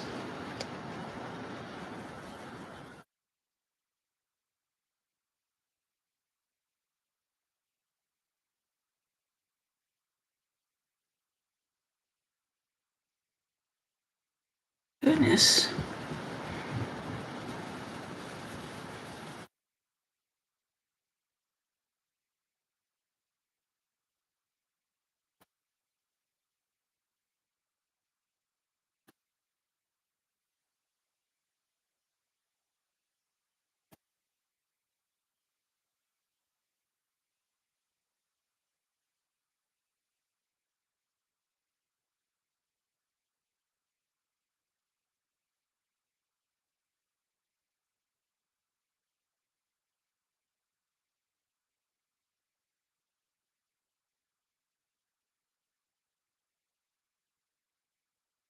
I mean, returning skilled workers.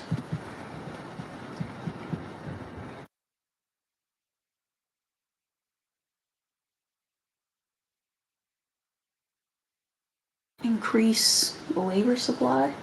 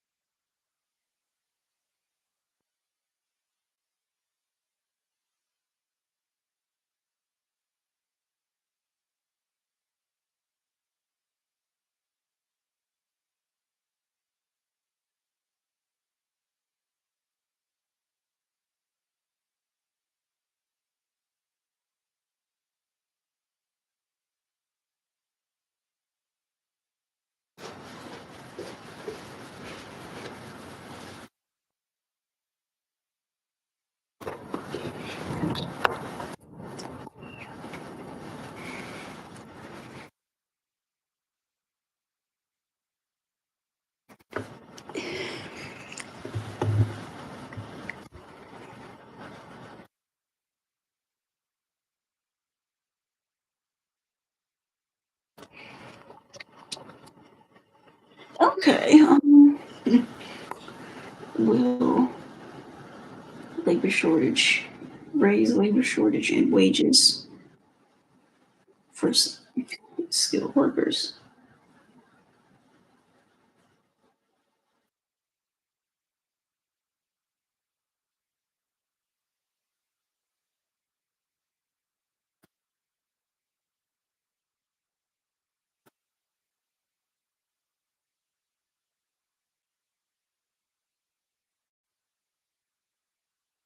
Low skilled workers, it might be hard for them to get something.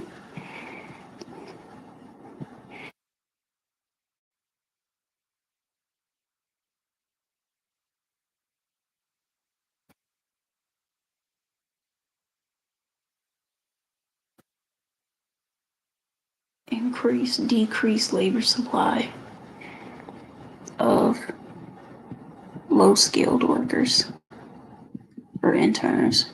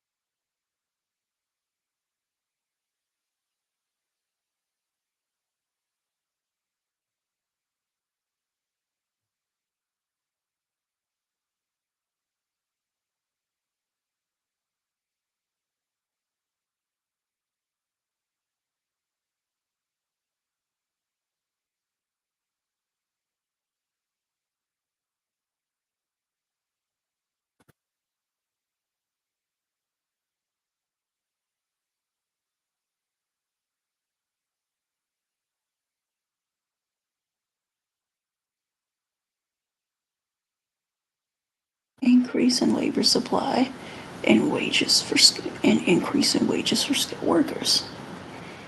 Oh, for the long term,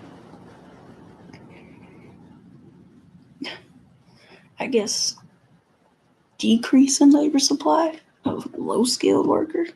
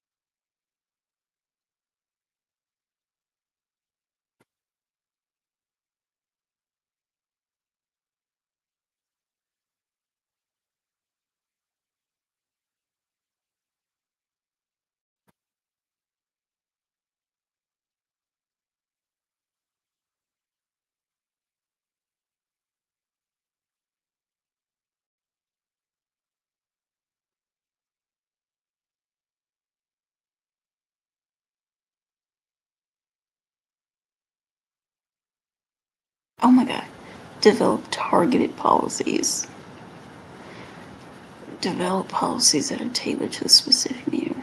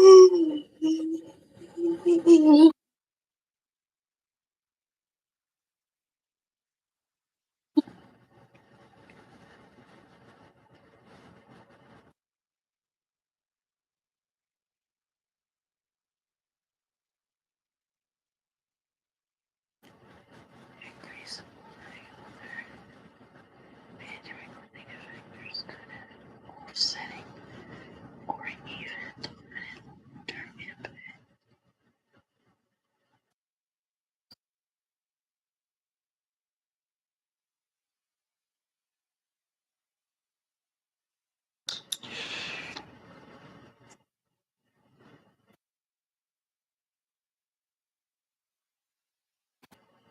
Oh.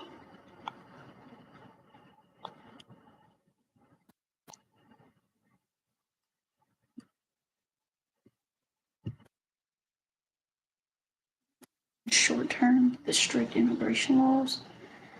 I said I'd stop at 2, it's 2:41. What the hell would long term be?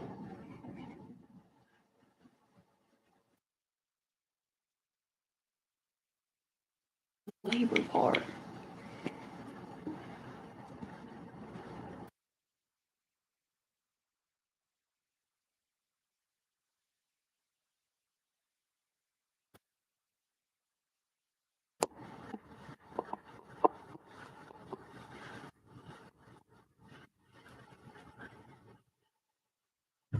Less opportunity for low skilled workers? I mean, you say COVID.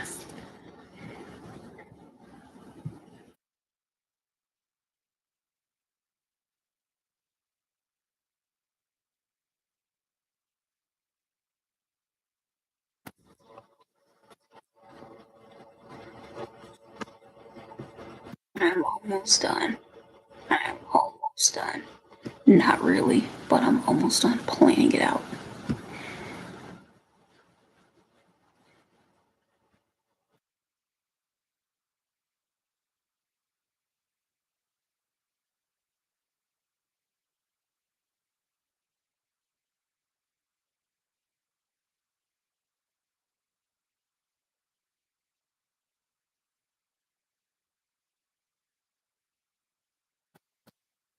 I think it might steady labor supply. You already got a big group of. Hey, what if they return back? It's a lot of what ifs. Okay, due to like illness.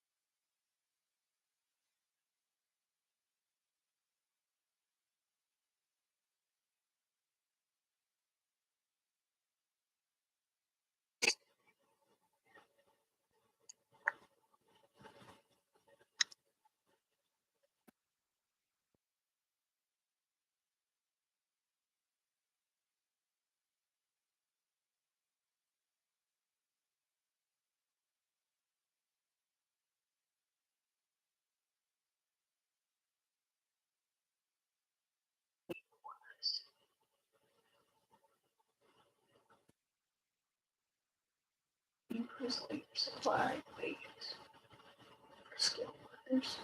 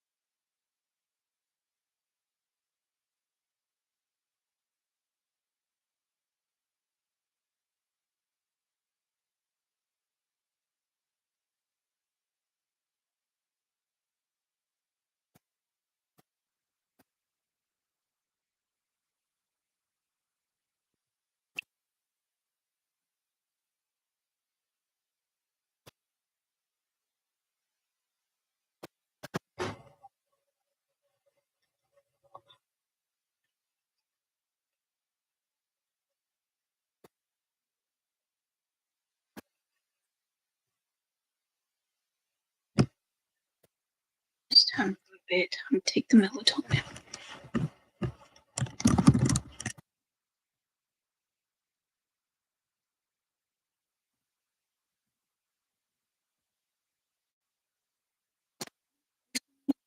Don't like having too many hours of sleep because I like working instead. When I get a lot of hours of sleep, I usually just go back to sleep because my body wants more sleep.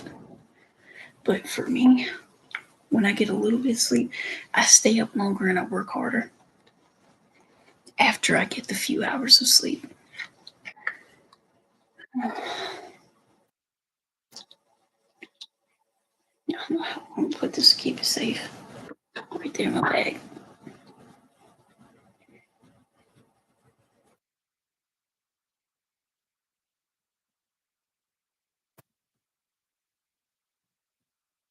Peace. Peace out. Hold on, let me take the melatonin from him.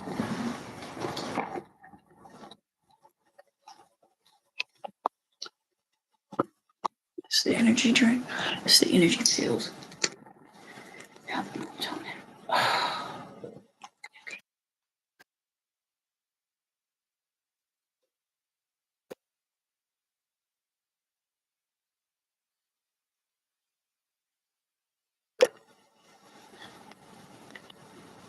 Looks like it's 30.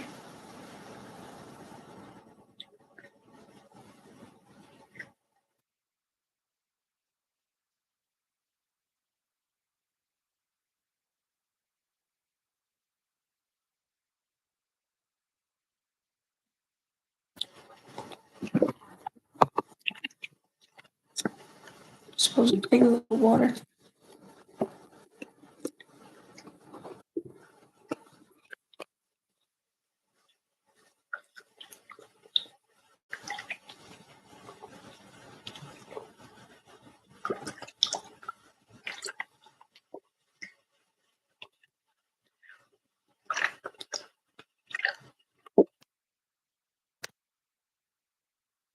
These help you get good sleep, even if it's short sleep. It'll help you get deep sleep, even if you're getting like 4 or 5 hours.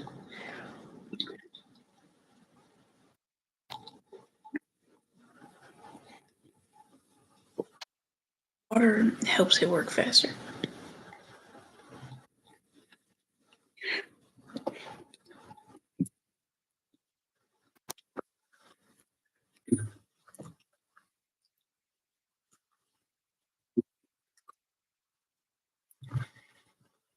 All right.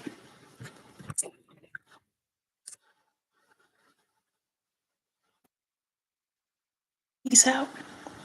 See ya. Almost 5 hours of studying. That's why that's why I usually try to save writing stuff for last. It takes forever.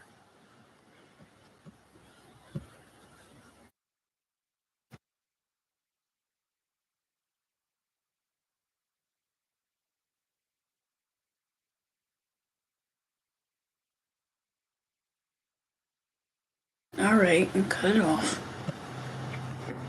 Gotta go to the library today. Finish off a whole bunch of stuff.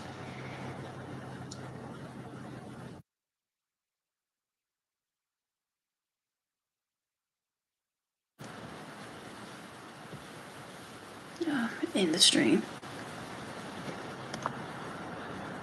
See you.